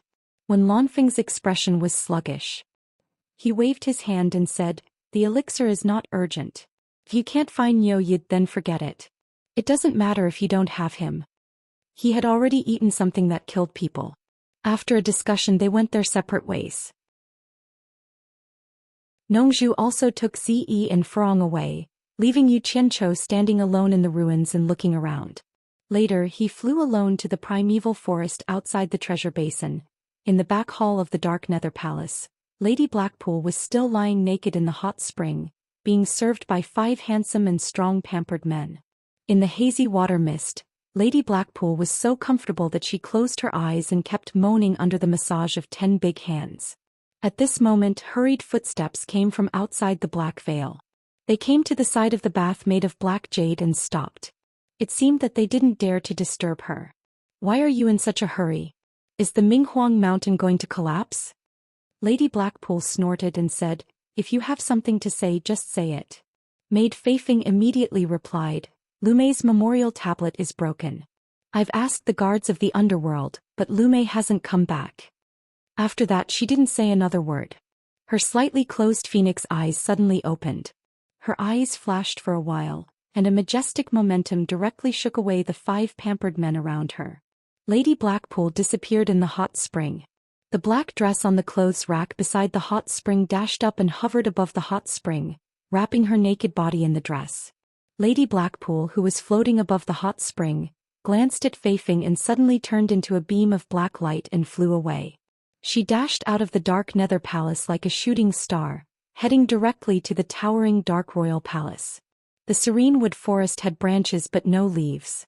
As soon as the black light entered the dark serene wood forest, a silver light flashed in front of the small building surrounded by the serene wood forest. The commander of the royal guards of the Dark Royal Palace appeared at the same time. The commander of the royal guards of the Dark Royal Palace stared at Lady Blackpool indifferently and disdainfully, saying indifferently, "Blackpool, if you dare to take one more step forward, I don't mind kicking you out of the Dark Royal Palace." Lady Blackpool bit her lips and stopped on her knees, saying, "Greetings, Lord Silver Armor. Please tell the Emperor of the Underworld that Blackpool has something important to report." After she learned that the Silver Armor commander of the Dark Royal Guards was one of the legendary 12 underworld generals of the underworld, she didn't dare to act presumptuously in front of the Silver Armor commander of the Dark World, no matter how unhappy she was. She knew that the Silver Armor commander of the Dark Royal Guards had the ability to deal with her. Chapter 663. The indifferent eyes of the soldier in silver armor were startled a bit. It was obvious that he didn't expect Madame Blackpool to kneel down to him. Perhaps the sincerity of Madame Blackpool had moved the underworld emperor. A dignified and calm voice drifted out from the small building, "Say it outside." A few large fireflies flew up from the tree trunks of the deep wood forest and clung to the window of the small building. Madame Blackpool raised her head and saw a man with a noble and elegant temperament appear at the window under the flickering light. His penetrating gaze passed through the deep wood forest and gazed at the night sky in the distance. Then he slowly looked down. His gentle gaze revealed an unconcealable majesty and indifference, giving people a startling feeling. It was a majesty that seeped out from his bones. "Greetings, Underworld Emperor." Madame Blackpool bowed and said, "Get up and talk." Though the Underworld Emperor said it politely, he didn't mean to let her in. "Thank you, Underworld Emperor."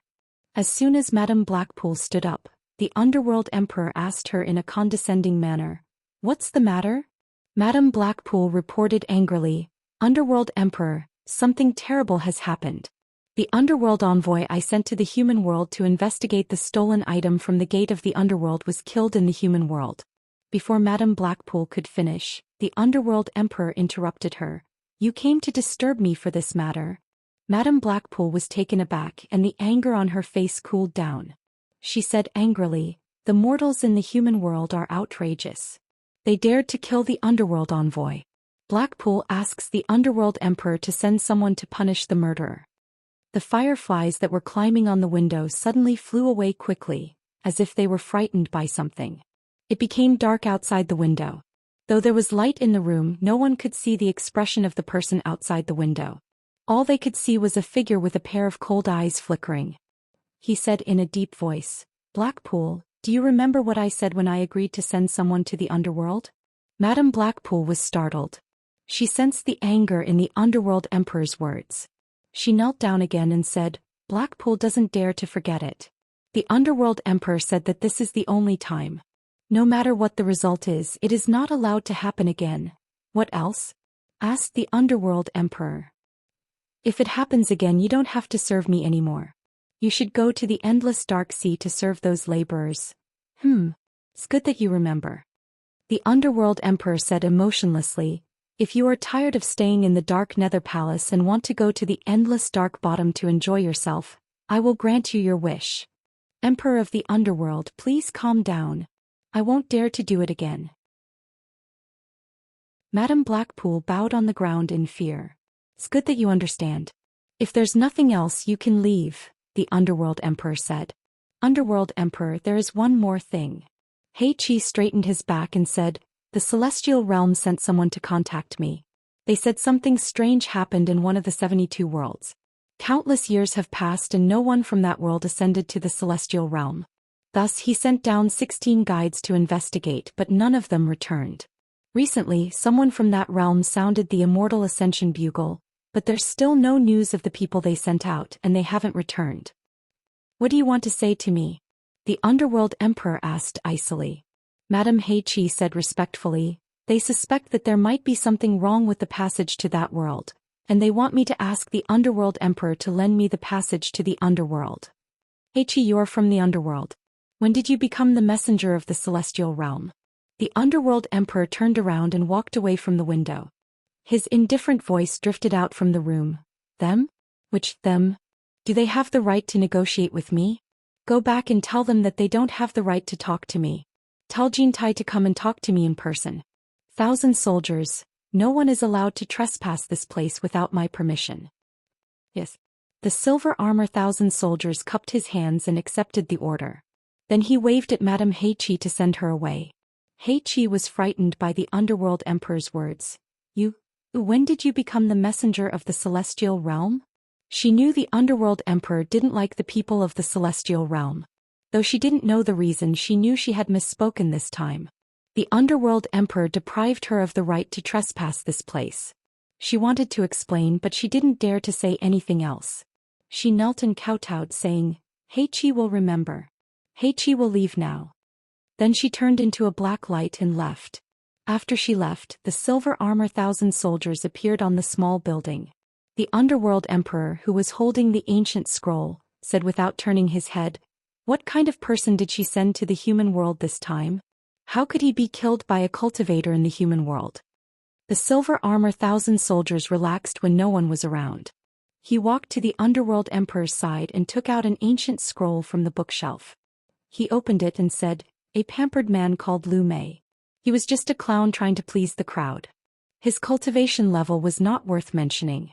He was only a mid-stage netherworld warrior." The underworld emperor tilted his head and said, "The mid-stage netherworld warrior is not worth mentioning, but don't forget that it was the human world. How high do you think the mortal body of a cultivator in the human world can withstand? This person is not simple to kill a mid-stage netherworld warrior." The silver armor 1,000 soldiers was startled. He put the ancient scroll back on the bookshelf and said with a frown, "Now that you mention it, it is a bit strange. I didn't expect such a person to appear in the human world. Should I go there myself and see who did it?" "It's not the right time. Let's talk about it later." The underworld emperor shook his head slightly. In the middle of Huaxia, in a deep mountain not far from a bustling city, there was a mountain god temple that was full of incense. In front of the temple, there was an endless stream of people who came from the city to burn incense and pray devoutly. Behind the temple there was a quiet wing built halfway up the mountain. Standing on the platform in front of the wing, one could see the crowd of people coming and going to worship at the foot of the mountain. Under the shade of the trees, Yu Qianzhou quietly looked at the mountain god temple with green smoke curling up. He said with a smile, "You two are really good at picking a place. I didn't expect you two would hide here and enjoy the human world." Gu Qingyun and Hong Qi stood on either side of him. Hong Qi had grown into a mature young man after not seeing him for a few years. Hong Qi said with a smile, "This is a rundown temple. If we didn't take over it, it wouldn't be so full of incense." I heard that the Hong gang and Qing gang suddenly appeared in the Huaxia cultivation world. I know it's the two of you. Yu Qianchou looked around and joked, "You two are really famous." Hong Qi said with an embarrassed smile, "How can we be as famous as you, master? We're just making a small ruckus in the Huaxia cultivation world. We only managed to make a ruckus by taking advantage of the trouble on Wuji Island. Otherwise we would have been wiped out by the righteous and demonic sections. But master, you're famous all over the world. I heard that you're the #1 expert below the soul formation stage. I'm honored. I haven't seen you for a few years and you've learned how to be glib. Looks like you've gotten a lot of benefits." Yu Qianchou tilted his head and stared at Gu Qingyun. "How is it? It's freer than you on that Fuxin Island, right?" Gu Qingyun smiled and joked, "At least I don't have to bow and bow all day like I did on Fuxin Island. I'm now the leader of the world-famous Qing gang. I'll rob anyone who dares to mess with me." He had been living in the outside world for so many years and had accepted many things. It was just like what Yu Qianchou said. If he was still on Fuxin Island, he might not be able to break through to the core formation stage. Hong Qi laughed and said, "That's right. Fuxin Island is nothing. Sect leader Feng Xiangtian has sent invitations to us in the cultivation world several times, but we've been too lazy to care. So what if we're the #1 sect in the world?" Gu Qingyun rolled his eyes and said mockingly, "Don't be so arrogant here. Do you think Feng Xiangtian is so easy to mess with? If it wasn't for Wuji Island, he would have come to destroy us a long time ago. You haven't stayed on Fuxin Island, so you don't know. Fuxin Island is very powerful. To be able to dominate the cultivation world for so many years, there must be many hidden experts in the late stage of tribulation passing." Hong Qi said disapprovingly, "What are you afraid of? With Master's current reputation, we can just use Master's name at the crucial moment. I don't think Fuxin Island will dare to act rashly against us." The two of them glanced at each other, then looked at Yu Qianchou and chuckled. They indeed had a sense of superiority. All the sects in the cultivation world were worried that they would be attacked by the spirit-severing experts of the various countries and lived in fear. On the other hand, they had the foundation laid by Yu Qianchou in the various countries. They didn't have to worry about anything. When they had nothing to do, they could rob others and live like kings. Gu Qingyun asked curiously, "Boss, why did you suddenly come to find us?" "Yes." Yu Qianchou nodded and said, "I heard that almost all the independent cultivators in the cultivation world listen to your orders. I also heard that you guys are quite a deterrent to the small sects of the righteous and demonic Tao. So I came to find you two to ask for your help." Hong Qi asked curiously, "With Master's ability, do you still need our help?" Yu Qianchou glared at him and looked into the distance. "Soon, the millions of soldiers that have been occupying the western region of the cultivation world for a long time will march out and conquer the entire cultivation world. You two keep a close eye on those sections. If anyone dares to interfere, teach them a lesson. Don't be polite, I'll take care of it." The two looked at each other. They knew that Shi Wenguang was Yu Qianchou's man, but they didn't expect them to collude and make preparations to conquer the world. Gu Qingyun frowned and said, "We can barely deal with those small sects, but those large sects. Boss, to be honest, we can't stop them. I'll give each of you 1,000 men from the Utopia army." Yu Qianchou turned around and stared at the two of them. "You don't have to worry about those large sections. I'll deal with them. Is there any problem?" Their eyes lit up. They naturally knew the power of the Utopia army. Hong Qi asked weakly, "Master, are they all early-stage tribulation transcendence experts?" Yu Qianchou nodded. Hong Qi immediately rubbed his hands excitedly and said, no problem at all. "Master, when will you give us that person?" "I'll give him to you now. Prepare early," Yu Qianchou said. The two of them excitedly led him deep into the mountains.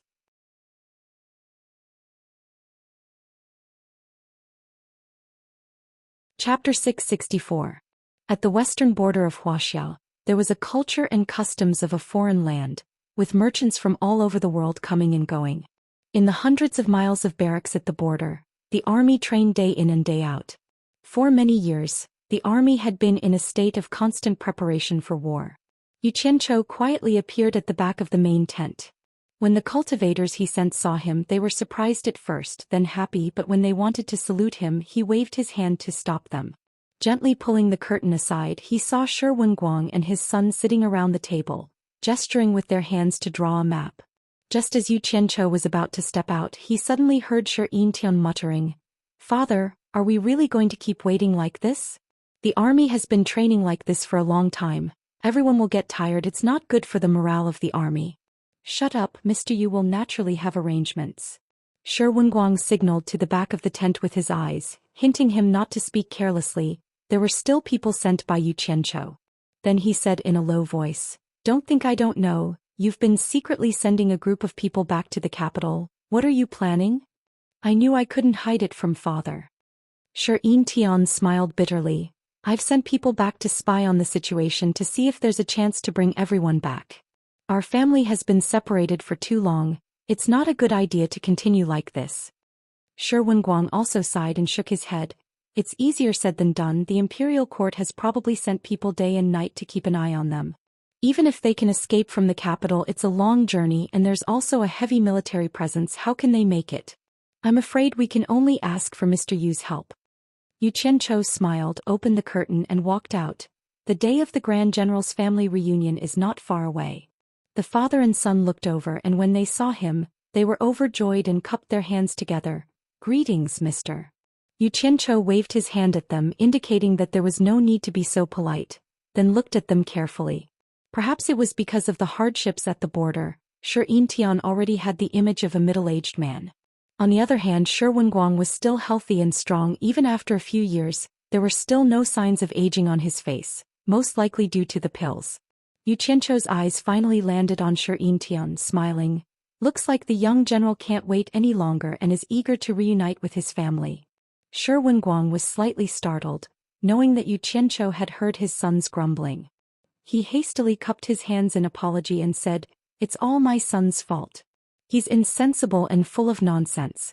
Please forgive him." "Great General, you think too much. Who doesn't want their family to be reunited? This is human nature. What crime is there?" After saying that, Yu Qianqiu walked to the entrance of the tent with his hands clasped behind his back and looked at the soldiers training outside. Amidst the deafening battle cries, he nodded in satisfaction. The father and son followed behind. Shi Wenguang asked, "Just now Mr. said that the day of my family reunion is not far away. What does Mr. mean?" Yu Qianqiu suddenly turned around and strode to the commander's seat in the center. He stared at the two and asked, "If I let you make sufficient preparations before the battle, how long would it take for you to finish?" The father and son looked at each other, understanding the meaning behind Mr. Grand General's words. Their eyes were filled with surprise. Shi Yintian could not wait to answer. Half a month is enough." Yu Qianqiu frowned, staring at Shi Wenguang. "Grand General, you are an expert in war, but you can't afford to rush. I'll give you a month to prepare. Is that enough?" Shi Yintian immediately knew that he was being too impulsive. Shi Wenguang also glared at him, then replied, "Actually, we have always been preparing. It's just a small battle. The army can be mobilized at any time. If it's a big battle, it will take some time, but a month's time difference is not bad." "Good. Then I'll give you a month's time. A month later, I will bring your family back safely on time." Yu Qianqiu looked out of the tent and waved his hand. "Time doesn't wait for me. 1 month later, the army will march east. I will not directly intervene in the war between mortals, nor will I let other cultivators interfere. I've given you a chance. When the time comes, let's see if your Shi family has the ability to change the dynasty of Huaxiao and earn your Shi family's eternal inheritance." After waiting for so many years, the day had finally arrived. The father and son were so excited that they could not speak, and they bowed to Yu Qianqiu. Yu Qianqiu stood at the top of a lush tree in the depths of a mountain forest. In front of him was a large manor that was connected together. Behind the manor was a huge waterfall. The rushing water split into two along the river, circling around the manor on both sides before merging into a single river and going far away. This huge manor was like a paradise. It was none other than the Wu clan, one of the 4 major clans that Yu Qianqiu had not set foot in for many years. Above his head, there were cultivators flying past, some alone, some in pairs, and some in groups of 3 to 5. Rising and landing on the Wu clan's Hat Island. No one would pay attention to a cultivator who looked relatively young. Even if they occasionally saw him, they would just quickly pass by, not bothering to pay attention. When separating from Gu Qingyun, Yu Qianqiu mentioned that he was going to the Wu clan, and Gu Qingyun immediately informed him that the Wu clan's grand auction that was held once every 5 years was about to be held. Looking at the bustling scene deep in the old forest in front of him, Yu Qianqiu sighed endlessly. Time passed so quickly he did not expect that 3 auctions had passed in the blink of an eye. These years had been spent in a busy manner and it suddenly felt like only 2 or 3 years had passed, but looking back it had been 15 years since he first came here. He still remembered when he was in Swallow City he joined Ong Kwangtsung because of a jade pendant. The past was still vivid in his mind and counting with his fingers, it had been more than 20 years since he stepped into the cultivation world. In this way he seemed to be in his early 40s, but in the cultivation world 40 years old was still young. I wonder how that girl from the Wu clan is doing, Yu Qianqiu muttered to himself standing on the treetop as the wind rose and fell, and shook his head with a bitter smile. In fact, because he had the golden bead, he could come here to see that girl every day, but he did not do so, and devoted all his energy to the great cause of scheming against others. Could it be that she was already married? After thinking about it he felt that it was unlikely. This era was different from his previous life, and Wu Lixue had already been branded with his Yu Qianqiu's mark. He could not be married at will. But because of this he wanted to use the opportunity of the Wu clan's auction to make a high-profile appearance and announce that he had returned. Now he was a little afraid of seeing that girl's sad eyes when he went to the Wu clan. We have to meet anyway. At worst I'll just get beaten up by that girl and it's okay if I die. Yu Qianqiu gritted his teeth, jumped off the treetop and flew quickly to Hat Island. Being on the streets of Hat Island, Yu Qianqiu looked around and there was not much change. Looking left and right he walked in the bustling crowd and no one paid attention to him. After all, not everyone had seen him with their own eyes. But it was not that no one had not seen him, so, Suddenly someone on the street let out a long cry of surprise. Damn it! I thought no one would recognize me after making a high-profile appearance. Yu Qianqiu criticized in his heart and continued to walk his own path and let others be surprised. The passers-by followed the surprised person's gaze and immediately someone couldn't help but exclaim again, "It's Yu Qianqiu." What? It's Yu Qianqiu? Where? It's really him. Yu Qianqiu is back.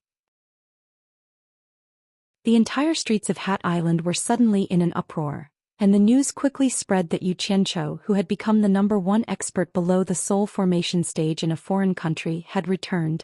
The first reaction of the disciples of the various sects was to run back to the shops of their sects and pass this important news back to their own sections. Under the gaze of countless people, Yu Qianqiu felt like returning home in glory. When he walked to the river bridge that had been destroyed in the battle with Luo Qingtian and had been rebuilt, a large group of people from the Wu clan had already flown over. The person who was laughing was naturally the Wu clan's clan master, Wu Sihai. He had met most of the others before. Yu Qianqiu cupped his hands at them and said with a smile, "Long time no see, how are you all?" The current Yu Qianqiu was no longer comparable to the Yu Qianqiu of the past.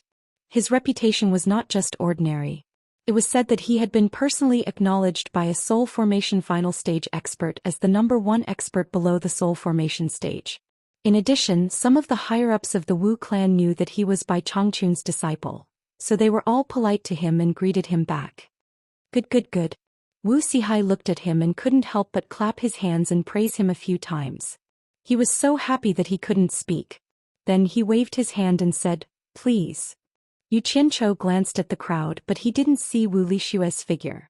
After feeling slightly disappointed, he didn't stand on ceremony and flew into the sky, following the Wu clan's group to the Wu clan's residence. After arriving at the Wu clan's ancestral hall, Yu Qianqiu respectfully bowed to the remade portrait of Bai Changchun in the center. The original portrait had already been burned by him. Then the Wu clan's people all followed suit and bowed. Ever since Bai Changchun, the #1 figure in the cultivation world, was widely known by the people of China's cultivation world, the entire Wu clan became more and more respectful to this portrait. They even sent people to guard it so that the tragedy of being burned down last time wouldn't happen again. If that happened, they would be letting down the old ancestor. After a series of courteous greetings, Yu Qianqiu was a little impatient. He really didn't have a common language with this group of people. Just think about it, when he first met this group of tribulation-passing experts he still felt a little excited. Now that they were asking and answering he felt that it was boring. He could only force a smile and deal with them. It wasn't that he looked down on them, but he had seen too many big scenes. Right now his eyesight and knowledge had far surpassed them. It felt like an adult talking to a 3-year-old child. However, he couldn't show his unwillingness because of Bai Changchun and Wu Lixue. Otherwise, with his temper he would have left long ago. Wu Sihai understood this fellow who liked to cause trouble wherever he went. He dismissed everyone and asked someone to lead Yu Qianzhou to the quiet guest house to rest. Chapter 665. As soon as he arrived at quiet guest house, Yu Qianzhou dismissed the Wu family's disciples who asked him if he needed anything. He strolled around the garden alone and even peeked through the cracks in the rockery, but he did not find a place to hide someone. He could not help but look around and ponder.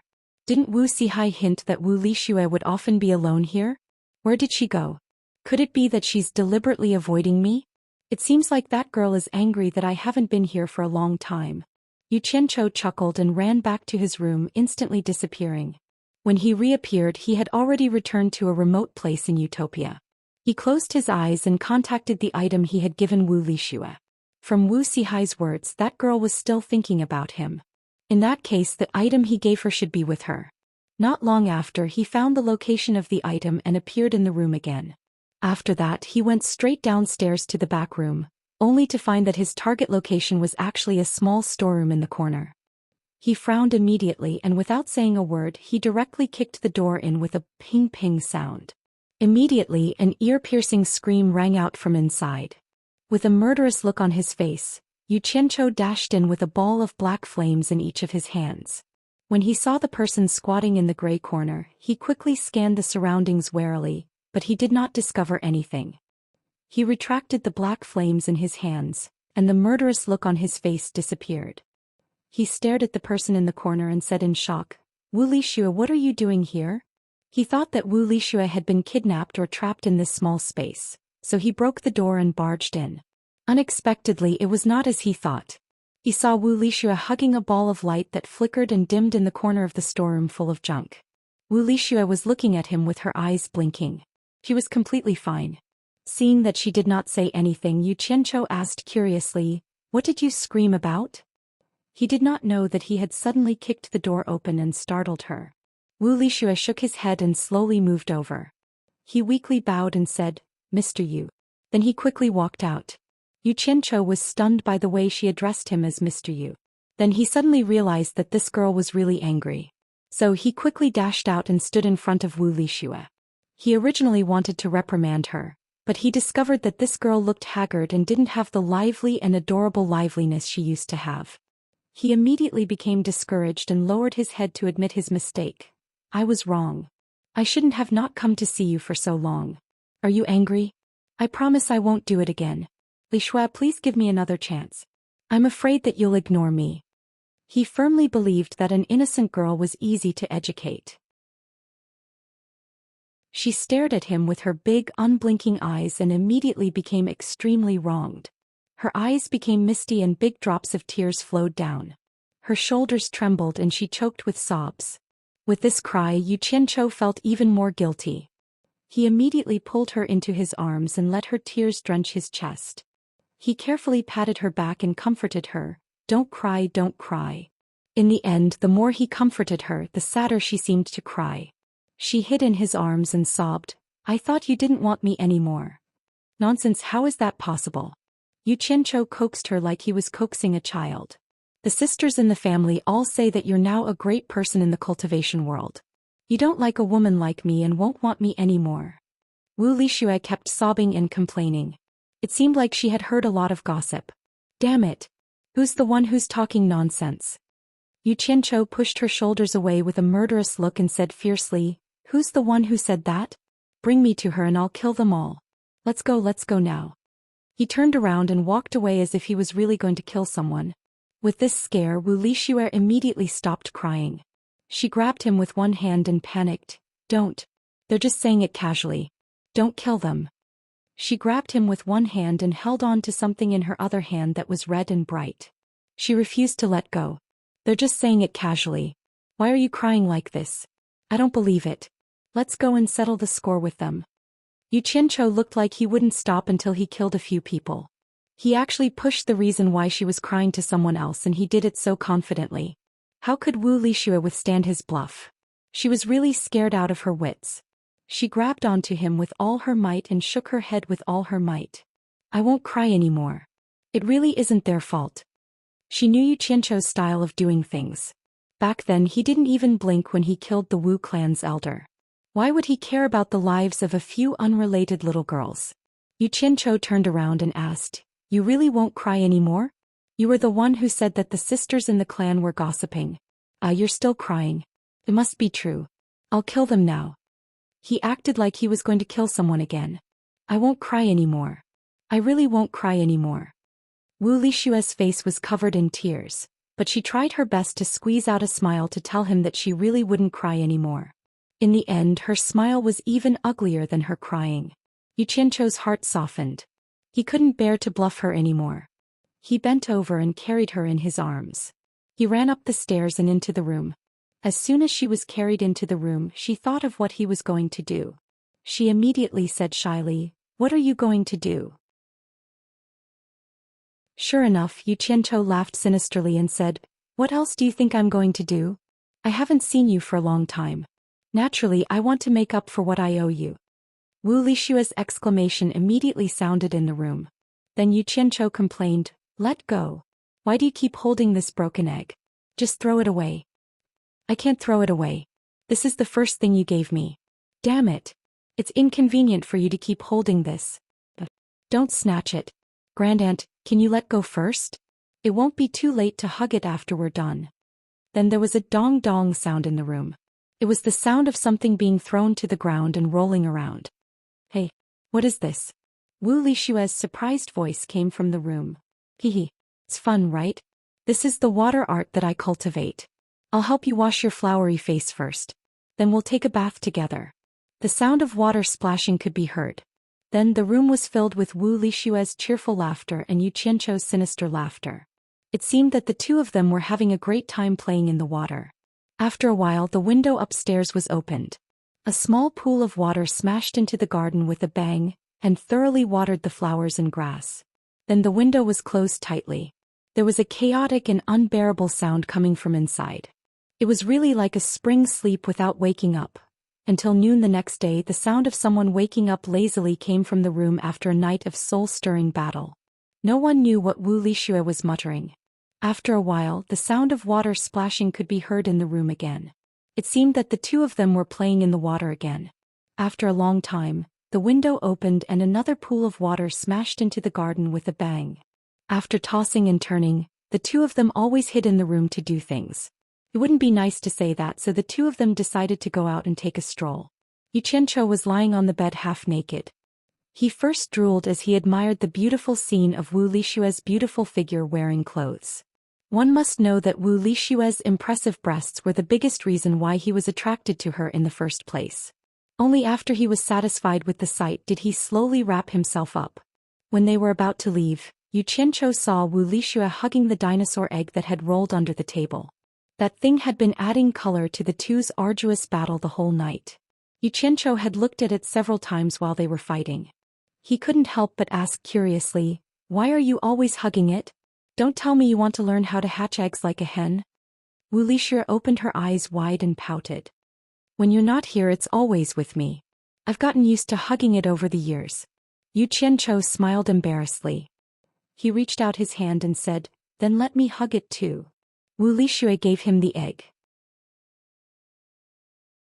He hugged it and looked at it carefully. Ever since he bought it for Wu Lixue, this was the first time he looked at it carefully. He walked to the window and looked at it under the sunlight. He couldn't see what was inside. He wanted to use his divine sense to check, but found that it couldn't penetrate. He couldn't help but scratch his head. Strange, why is this thing glowing? He turned around and asked, Have you ever thought of opening it to see what's inside?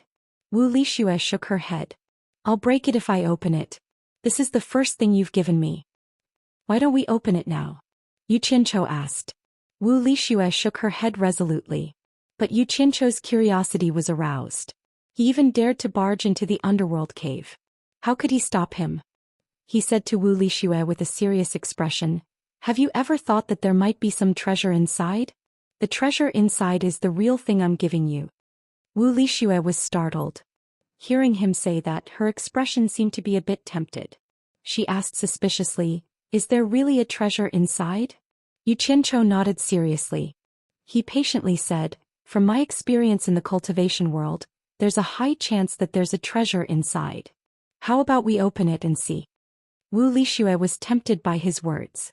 She said, "If there's no treasure inside, then promise to give me something else as compensation." "No problem." Yu Qianchou laughed. Since he had already convinced the owner of the dinosaur egg, he didn't hesitate to chop the egg. Puff. Yu Qianchou's face twitched. He slowly pulled his hand back from the egg. His hand was in pain, but the egg didn't react at all. "What's wrong?" Wu Lixue asked. Yu Qianchou shook his head. His expression became serious. He began to pay attention to the dinosaur egg. With his current cultivation, even though he didn't use his full strength, his palm strike was enough to split open a large rock. Who would have thought that this thing would be so hard that it didn't react at all? He was now suspecting that this thing might actually be a treasure. In for a penny, in for a pound. Yu Qianchou's temper flared up. He suddenly started punching and kicking the egg crazily. However, after a long time the egg didn't react at all. It wasn't just Yu Qianchou. Even Wu Lixue was shocked. She never thought of breaking this thing, so she didn't know it was so hard. In her mind, Yu Qianchou was known as the #1 cultivator below the soul formation stage, so his cultivation level must be very high. Even a piece of black iron should have been deformed by his attacks. But this so-called egg didn't have any reaction at all. This was incredible.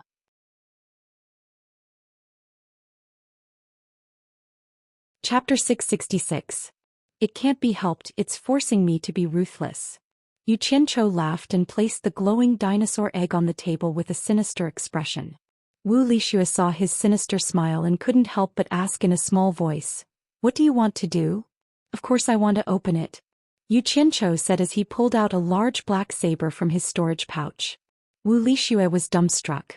She naturally knew of the reputation of this large black saber. It was a treasured saber that could cut through anything. "Be careful, don't break the treasure inside," Wu Lixue said worriedly. "It's fine, I know what I'm doing." As he spoke, Yu Qianchou's saber had already landed on the egg. Dong. A crisp sound rang out. The saber collided with the egg, emitting a sound that wasn't made of gold, wood, iron, or stone. The two of them looked over at the same time. The egg was still sitting on the table without any damage, but there was a white mark on its surface. Yu Qianchou reached out to touch the white mark. Who would have thought that it would be like a chalk drawing, easily erasing it without a trace? The two of them looked at each other speechlessly. Yu Qianchou looked at the large black saber in his hand, then looked at the egg-like glowing red object in disbelief. He simply couldn't believe that the unparalleled sharpness of his large black saber couldn't cut through this thing. Up until now, he only knew that the dark iron could slightly restrain the large black saber, but it couldn't completely block its sharpness. As for other things, it couldn't block them at all. Who would have thought that they would meet a tough opponent today? Wu Lixue's eyes were also filled with disbelief. She had heard that even soul formation stage experts wanted to steal this treasured saber, so it was easy to imagine how powerful it was. She never thought that the object she was always hugging would be so hard. She blankly said, "I can't open it, what do we do?" "I don't believe it." Yu Qianchou spat. His saber whistled through the air, whistling through the air. With a ping sound, the table fell apart. The two of them could only watch as the egg smashed a hole in the floor and fell downstairs. There wasn't much commotion above, but there was a loud bang below. Even those standing above could feel the tremor. The two of them looked at each other, speechless. In for a penny, in for a pound. Since the floor was already broken, Yu Qianchou dragged his saber and drew a circle on the floor, directly creating another large hole. Wu Lixue didn't have any objections and the two of them jumped down. In the end, he found that the stone floor at the bottom had been smashed into a deep pit, and the things in the room were destroyed by the flying rocks and soil. Even after 2 layers of buffering, Yu Qianchou was still able to create a large hole. One could imagine how much strength Yu Qianchou used. In the middle of the crater, the dinosaur egg lay there quietly. Its red light flickered as if it was looking down on someone's actions. Wu Lixue jumped into the hole and dug up the egg. After the two of them examined it carefully, they found that the broken thing was still stable and undamaged except for some dirt. Yu Qianzhou was speechless as he sheathed his broadsword. He knew that if he couldn't even leave a mark on it, it would be futile to try to cut it again. He had to think of another way. At this moment the sound of many people rushing down could be heard from the garden outside. It was obvious that they had been attracted by the commotion here. Yu Qianzhou took the egg from Wu Lixue's hands and gave her a look, signaling her to send them away. Then he scurried back through the hole on his head and hugged the egg to study it in the room. After a while Wu Lixue hurriedly came back. When she entered the room she was shocked and exclaimed, "What are you doing?" The room was flashing with green light. She saw Yu Qianzhou holding the egg with one hand. There was a brilliant green flame burning in his palm, wrapping around the egg in his hand and burning it. Yu Qianzhou tilted his head and chuckled, "Since I can't split it open, I'll use fire. If fire still doesn't work, I'll boil it in water. In any case, I'll try all kinds of methods and it might work. If it really doesn't work, I can only give up. Who knows what this thing is? In any case, it can't be an egg. There can't be such a hard egg in this world. Hehe. Maybe it's some rare material for refining artifacts. One day, I'll show it to the world's #1 refining expert, old ancestor Nan Ming. Maybe he'll recognize what it is." Wu Lixue nodded and silently stood beside him to observe. In the end, after half a day, there was no reaction from the egg. The red light was still flashing and even the color didn't change. Wu Lixue couldn't help but ask, "Is this going to work?" Treasure, it really is a treasure." Yu Qianzhou clicked his tongue. Although he didn't know what it was, the big black knife couldn't split it open. Even the highest temperature of the condensed green fire couldn't burn it. Just based on these 2 points, this thing was definitely not ordinary. It wouldn't be too much to call it a treasure. "Let's boil it again." Yu Qianzhou did as he said. He opened his other hand and clear water flowed out of his palm like a spring. But at this moment, the two of them exclaimed in unison, and their gazes focused on the egg. They saw that the strange thing that was being burned by the green fire suddenly stopped flashing red. After the last flash of red light, the red light solidified on the surface and didn't disappear anymore. It wasn't like before where it kept flickering red and dark. However, the red light seemed to be stronger and brighter than before. Furthermore, it was getting more and more dazzling, illuminating the whole room in a bright red. "What happened to it?" Wu Lixue raised his hand to cover his eyes. "Seems like burning it with fire is working." Continue burning it, I want to see what will happen." Yu Qianzhou put away the water that came out of his other hand. He squinted his eyes and continued to roast it with the green fire with an excited expression. However, when the red light was so strong that one couldn't look at it directly, the dazzling light started to recede, giving off a feeling that it had reached its peak. In the end, the red light became weaker and weaker. Slowly, the red ball that was being burned by the green fire turned into a black ball. The dazzling red light could no longer be seen, as if all the energy had been released. Wu Lixue's eyes widened and he asked again, "What happened to it?" "You're asking me, but who am I supposed to ask?" Yu Qianzhou was speechless. Suddenly his expression changed. He stared at the egg with his eyes wide open. He couldn't help but exclaim, and the green fire in his palm started to sway. Wu Lixue immediately asked, "What happened? What happened?" "It." Yu Qianzhou tilted his head to look at Wu Lixue blankly and said in shock, "It seems to be absorbing my green fire." Wu Lixue cried out in alarm. "Then what do we do?" "Hurry up and throw it away." Yu Qianzhou shook his head and squinted. "Let it absorb, damn it. I'd like to see just what kind of trick it's playing." He did his best to stabilize the output of the green fire. But this black ball of fire was like a bottomless pit. No matter how much it sucked, it would never be full. It consumed most of the green fire elemental energy stored in Yu Qianzhou's body, but it was still absorbing. The green fire elemental energy in his body probably wasn't enough. Yu Qianzhou was wondering if he should take this thing to Twilight Valley's lair of green fire to see just how long it could absorb and what it would become. Suddenly, the black fellow's absorption speed increased, and the green fire before him was visibly being devoured. Alarmed, Yu Qianzhou clenched his teeth and tried to pour out all the green fire in his body, but the black fellow seemed rather sensible. It knew that Yu Qianqiu didn't have much left and was embarrassed to ask for more, so it suddenly stopped absorbing. Damn. This fellow really knows how to play with people. Yu Qianqiu was speechless. After a while there was still no reaction, so he used the green fire in his palm to roast it a few more times, but there really was no reaction. Had it been full? Yu Qianqiu suspiciously withdrew the green fire back into his body and stared motionlessly at the black fellow. Wu Lishu looked at the black egg and then back at him. Seeing the rich variety of expressions on his face, she didn't know what was going on that outsiders didn't know. She wanted to ask what was going on, but when she saw Qin Chongqing's unwavering gaze, she was afraid of disturbing him. After a long while, the two of them glanced at each other in confusion, wondering just what they had been doing all this time. The black egg was completely motionless. Outside, night had fallen and the sky was filled with stars. Another day had passed. What do we do? Yu Qianqiu no longer had any temper with the black egg and didn't want to continue tormenting it, so he began to consult Wu Lishue. Wu Lishue took the black egg back and looked it up and down. Except that it no longer glowed, there was no difference from before. She turned her head and asked, "Don't you want to boil it with water?" Yu Qianqiu's expression twitched. He estimated that there would be no reaction even if he boiled it with water, so he didn't want to waste time. He looked out of the window and said with a smile, "Now it's dark. Let's get down to business. We'll talk about it later." After saying that, he held Wu Lishue up, causing the latter to exclaim. The two of them went to bed happily. As soon as they turned over the big quilt, Yu Qianqiu's complaining voice came.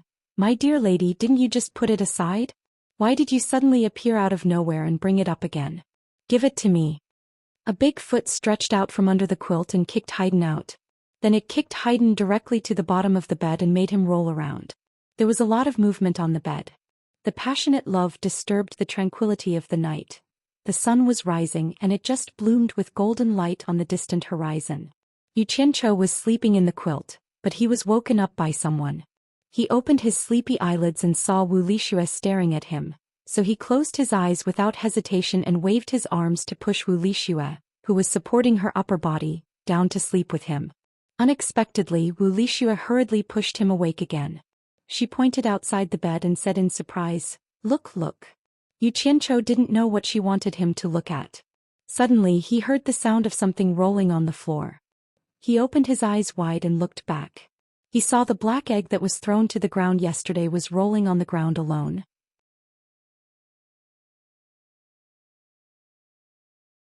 Chapter 667. What does that mean? Yu Qianqiu was a little dumbfounded. This thing that couldn't be cut open by the peerless sword and couldn't be burned by the green flame actually moved by itself. What the hell is going on? He was dumbfounded, but Wu Lishue, who was behind him, quickly put on his clothes and said excitedly, "Let me see what's wrong." Climbing over Yu Qianqiu, he didn't even have time to put on his shoes and socks. Barefooted, he got off the bed and ran over. That black egg rolled here and there. Seeing that it was about to roll into the hole that Yu Qianqiu dug on the floor, Wu Lishue bent down and picked it up. His big eyes were filled with curiosity as he stared at the egg without blinking. Holding it in his hands and shaking it, he put it to his ear to listen. Suddenly, he let out a cry and looked at Yu Qianqiu in surprise. "Yu Qianqiu, there's really something moving inside." Yu Qianqiu revealed an idiotic expression and asked foolishly, "What's moving?" "I don't know." Wu Lishue looked at the black egg in his hands and asked, "Don't you think it looks like an egg? Do I need you to remind me? Not only does it look like an egg, but it also looks like a dinosaur egg." Yu Qianqiu sat up on the bed and rubbed his chin as he imagined the scene of a Tyrannosaurus Rex hatching from the egg and him taking it for a ride everywhere. But after thinking about it, he felt that it wasn't right. A dinosaur egg shouldn't be so tough that he couldn't open it no matter how hard he tried, right? Without any hesitation, he put on his clothes and jumped off the bed. He reached out and said, "Let me see." Wu Lishue handed the egg to him. Who knew that when he held it in his hands, his expression changed. He saw that the egg that was still quietly in Wu Lishue's arms immediately started to shake the moment it was in his hands. The egg shook violently and even Yu Qianqiu's arms started to shake. Wu Lishue was confused, but Yu Qianqiu was dumbfounded. He didn't know what it meant either. Beep, beep, beep. The entire room was filled with the sound of hurried rioting. Yu Qianqiu's face was flushed red. He used all his strength to hold onto the egg, and the man and the egg began to compete with each other. The egg in his hand reminded him of the pile drivers from his previous life. It was the kind of rapid vibration. In the end, Yuchencho's whole body shook along with the egg in his hand. He held his breath and said, "You're so strong. I can't hold it anymore." *CK. Heidan was directly thrown out by him. It hit the wall with a ping sound and then hit the ground with a bang sound, rolling around. The strange thing was, as soon as the thing left Yuchencho's hand, the do-do-do vibrating sound disappeared. The black egg rolled on the ground and stopped moving. Yuchencho was dumbfounded again. He said in astonishment, *CKU. Can't be so strange, right? Is there really something wrong with my character? Wu Lixue looked at the black egg and then looked at Yuchencho. She couldn't help but laugh. Why was it fine in her hand but it was haunted when it was in his hand? She held back her laughter and tentatively walked to the black egg to hold it. Sure enough, it was fine. Yuchencho's face darkened. Wu Lixue only took a glance at it and immediately burst into laughter. She laughed so hard that she rocked back and forth with joy. Girl, if you dare to laugh again, I will strip your clothes and spank you. Yuchencho threatened with a hazy face. I won't laugh. Wu Lixue smiled and shook her head again and again. Suddenly, her smile froze on her face. She slowly looked down at her hand and said, Yuchen, come and have a look. Seems that there are many cracks on it. Really? Yuchencho's face was suspicious, but then it turned into curiosity. He said excitedly, Where? Let me have a look. His two outstretched hands just touched the egg and then he retracted them. He smiled embarrassedly. You hold it. This broken thing is not right with me.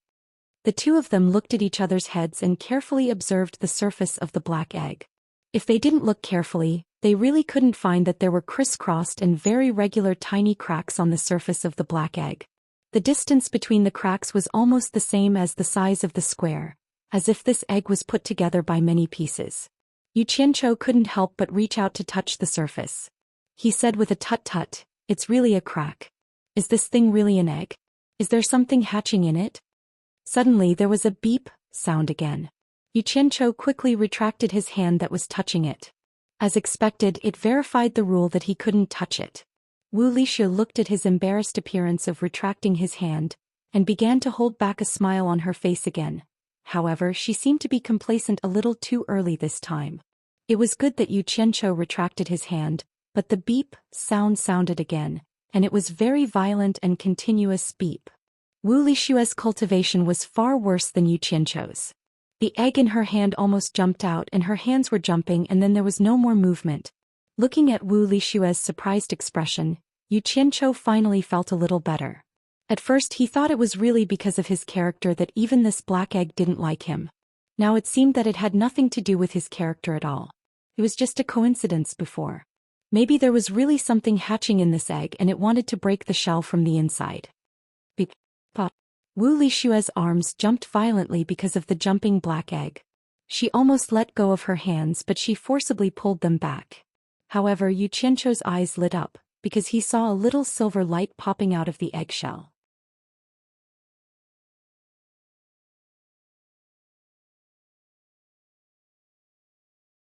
It was sometimes black, sometimes silver and sometimes black. Yuchencho stretched out his arm and caught the small piece that flipped in the air. He casually looked at it and suddenly said with a smile, This egg is finally broken. It's not easy.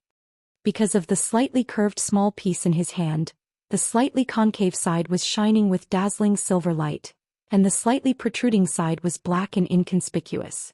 Obviously it was the eggshell of the black egg. Yuchencho shook the eggshell in his hand and said, Lixue, look at what's inside the egg. Before he finished speaking, he found that without his reminder, Wu Lixue had already squinted one eye and curiously looked into the hole on the eggshell. As she looked, she muttered, Yuchencho, I can't see clearly. But it's really beautiful inside, as if there are many colorful stars shining. Let me take a closer look. Little did she know that at this time, Yuchencho was staring at her with his mouth wide open. Just as Wu Lixue squinted her eyes to look inside the egg, he saw a colorful light shining from the hole on the eggshell shining on Wu Lixue's face. Then, like a dream, an incredible scene appeared. The the colorful light shone confusedly, and the sparkling colorful stars twinkled delicately, intertwining to form a ray of colorful shining stars. Like a thin mist, it floated dreamily from the hole. Wulishu seemed to not notice it at all. She squinted one eye and continued to look. Her face was full of obsession, as if she was attracted by the gorgeous colors in the hole. As she breathed in and out, the thin mist that shone like the colorful stars was actually sucked in by her. She was still smacking her lips and sniffing with all her might. She said, "What is this? It smells so good. Yuqiancho, do you smell it?" She took a few deep breaths in an intoxicated manner. As the first wisp of colorful shining mist was sucked in by her, countless colorful light spots that floated in the air began to gather on her body. Slowly, it started from her head and gradually covered her whole body. Yuqiancho swallowed his saliva with difficulty. He didn't smell any fragrance, but he felt that the room was suddenly filled with an ancient and rich aura. It was very, very ancient. It made people have the urge to bow down and worship. What did he see at this time? The Wu Lixue in front of him was like a goddess who was shrouded in dreamy colors. She was barefooted, stepping on the colorful stars, and her whole body was shining with a holy light. More and more colorful star mist gently coiled around her body, and gradually condensed into a pair of almost illusory wings behind her. The ancient aura on the wings was especially dignified. It was the kind of ancient and incomparable noble aura, as if she was an eternal royal family. The colorful light in the room shone brilliantly, and the colorful wings that shone with the stars slowly spread open and gently flapped. Yuqiancho even had an illusion that Wu Lixue was about to spread her wings and fly away, flying to the eternal stars in the universe. Wu Lixue was still looking at the hole with a face full of excitement and curiosity. She didn't seem to know the changes that had happened to her body. Yuqiancho only felt that his mouth was dry. He wanted to call out to Wu Lixue, but he was a little speechless. He subconsciously felt that this was probably a good thing for Wu Lixue, and he should not disturb her. However, the scene in front of him was too dreamy. It was so beautiful that it was breathtaking. He had never seen anything like this before. After a long time, the dreamy colorful mist in the egg seemed to have dissipated. The large wings behind Wu Lixue also slowly retracted quietly, and then all the colorful light quietly attached to Wu Lixue's body and disappeared, as if it had drilled into Wu Lixue's body. The colorful color in the room also disappeared and it returned to normal. Yuqiancho silently stared at the egg in Wu Lixue's hands. If he hadn't experienced the strange things that happened to this strange egg from the beginning to the end, he wouldn't have believed that what he saw just now was real. However, he saw it clearly from the beginning to the end. He was the driving force behind the whole thing. Damn it! This egg was definitely not simple. Yuqiancho looked at Wu Lixue, who was still holding the egg and looking at it from the hole with her eyes, and he didn't know whether to laugh or cry. It seemed that the person involved didn't know what happened, and he was afraid that he was the only witness to this matter. This girl might have encountered some kind of fortuitous encounter. Yuqiancho wanted to tell Wu Lixue what happened, but just as he opened his mouth he thought about it and held it back. He felt that it was better not to tell her for the time being.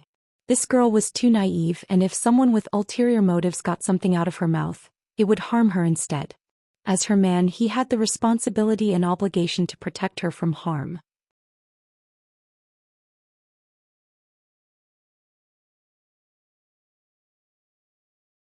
Chapter 668.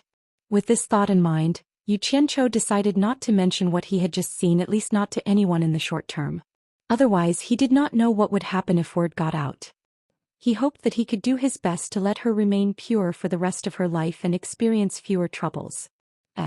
Why are the colorful stars gone? Wu Lixue frowned and muttered. Then she raised her head excitedly and shouted to Yuqiancho, "I saw something inside, guess what it is?" Yuqiancho silently looked at her, his eyes filled with love as he smiled and said, "I'm guessing it's something with wings." Wu Lixue was stunned and asked in surprise, "How do you know?" Then she squinted her eyes and continued to look. "It has wings, but it is not moving, so I can't see what it is." It's moving, it's moving." Yuqiancho's interest was immediately piqued. He really wanted to see what was inside that caused such a miraculous scene. Just as he was about to reach out to hold the egg in Wu Lixue's hand, the entire egg suddenly became surrounded by a colorful halo, making a series of Pa pa pa sounds and bursting with a dazzling light. When the two closed their eyes, they heard a series of sounds of things falling on the floor. When the dazzling light disappeared and the two opened their eyes again, the egg in Wu Lishua's hand had disappeared. Between the two of them was an ugly, strange bird. Looking at it, it was flying proudly and arrogantly. Just the way it turned its head and looked around, it seemed to be saying, "I finally broke out of the egg." Crow. The two of them exclaimed almost at the same time. Then they looked at each other in shock, thinking that they had seen wrongly. Just think about it, after spending so much effort and so many strange things, a strange egg that took 2 days to hatch turned out to be a crow. Moreover, this crow was uglier than a crow. It was a crow that did not look alike. Basically had the outline of a crow and shiny black feathers, but there were 3 colorful feathers on its head. Its beak and claws were a dazzling gold, and the feathers on its head and neck glowed with a purplish-blue metallic luster. Its body seemed to be much wider than an ordinary crow's. 2 eyes brimming with intelligence blinked, but generally speaking the closest bird was a crow. Wu Lixue was a little better. After all, she didn't see the shocking scene that happened to her. But Yu Qianqiu found it hard to accept that such a breathtaking and magnificent scene was actually a crow. How was this possible? The crow flapped its wings and looked around proudly, as if it could understand what the two of them were saying. When it heard the two of them exclaiming "crow," it seemed to have suffered a huge blow. It staggered and almost fell on the floor. Fortunately, it flapped its wings desperately and flew up. His head turned left and right, sizing up the two of them. His intelligent eyes were actually filled with grief and indignation, an indescribable desolation, as if he had been humiliated. The two of them were stunned by the crow's dramatic expression. Could it be that the crow could understand human speech? Yu Qianqiu looked at it carefully. It seemed to be quite different from a crow, but overall it still looked like a crow. He then asked tentatively, "What bird, can you understand what we're saying?" The crow glared at him angrily and turned its head away arrogantly, as if it couldn't be bothered with him. "Oh ho!" Yu Qianqiu raised his 2 sleeves and threatened with a sinister expression, "Little bastard, you've got guts. You've just hatched and you dare to show off. If I let you flop around for another 2 days, you'll turn the sky upside down. Do you believe that I won't pluck your feathers right now and let you run naked on the ground?" The crow flapped its wings and immediately turned around to glare angrily at them. The purplish-blue metallic feathers on its neck opened up, as if it wanted to fight it out with Yu Qianqiu. "Feathered bastard, you're asking for a beating." Yu Qianqiu opened up his claws, wanting to grab it and beat it up. Wu Lixue, who was watching from the side, couldn't help but laugh. Seeing that he was really going to make a move, she immediately called out to stop him. "Yu Qianqiu, don't hurt it." Seeing that she was protecting it, Yu Qianqiu retracted his outstretched hand and grinned. "I was just trying to see if it could really understand us. From the looks of it, it really can." Hearing him say that, Wu Lishue's eyes lit up. From the crow's actions, it seemed like it could really understand human speech. Wu Lishue's eyes immediately lit up as she looked at the crow. Suddenly, her nose twitched and she said, "Yu Qian, do you smell that? It smells so good. It's the fragrance I smelled just now." Ever since the crow came out, the room had been filled with a strange fragrance. It was just that his attention had been focused on the crow and he had not noticed it. Now that Wu Lixue mentioned it, Yu Qianqiu sniffed it. It was indeed very fragrant, like musk or orchids. He could not describe the fragrance, but it made him feel refreshed. The crow flapped its wings and looked around. Suddenly, it landed on Wu Lishue's shoulder and rubbed its head intimately on her hair. Wu Lixue was tickled by it and could not help but giggle. She raised her hand and stroked its smooth feathers. The crow's expression immediately became peaceful. Yu Qianqiu rubbed his chin and looked at the bird. No matter how he looked at it, he did not feel comfortable. A beautiful lady with a crow perched on her shoulder. It was indeed a strange sight. His gaze was suddenly attracted by the shiny silver eggshells on the floor. He walked around the room and picked up all the eggshells that were scattered on the floor. Every time he picked up a piece, he would secretly circulate his energy to test it. In the end, he found that it was still extremely hard. With his level of cultivation, he could not do anything to these eggshells. After testing it, he was a little shocked. He thought that the eggshells had softened after hatching, but he did not expect them to still be so hard. Just think about it, he could not open them even after spending so much effort, but this stupid crow managed to open them. How strong was this stupid bird? Yu Qianchou looked at the crow solemnly. It was said that one could not judge a person by their appearance, but he did not expect that birds could not be judged by their appearance either. It looked ugly, but it was actually quite capable. Yu Qianchou started to ponder. What kind of bird was this? After thinking about it, he even searched through some of the myths and legends, but he could not think of any bird that looked like a crow. But one thing was for sure, it was definitely not an ordinary bird. It could be seen from the movements it made earlier. He had just kept the eggshells when he suddenly heard a concentrated, pew-pew sound coming from the air outside. The two of them looked at each other and did not know what had happened. They walked to the window and opened it. They saw countless different kinds of birds circling in the sky, and there were more and more of them coming from afar. What's the meaning of this? Yu Qianchou was puzzled.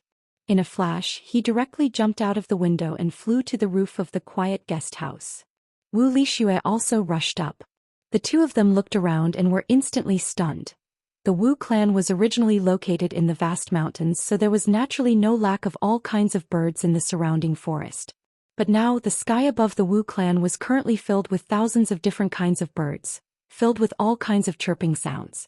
The spectacular colorful scene floated in the sky like flowing clouds. At this moment, not only the two of them but the entire Wu clan had also come out.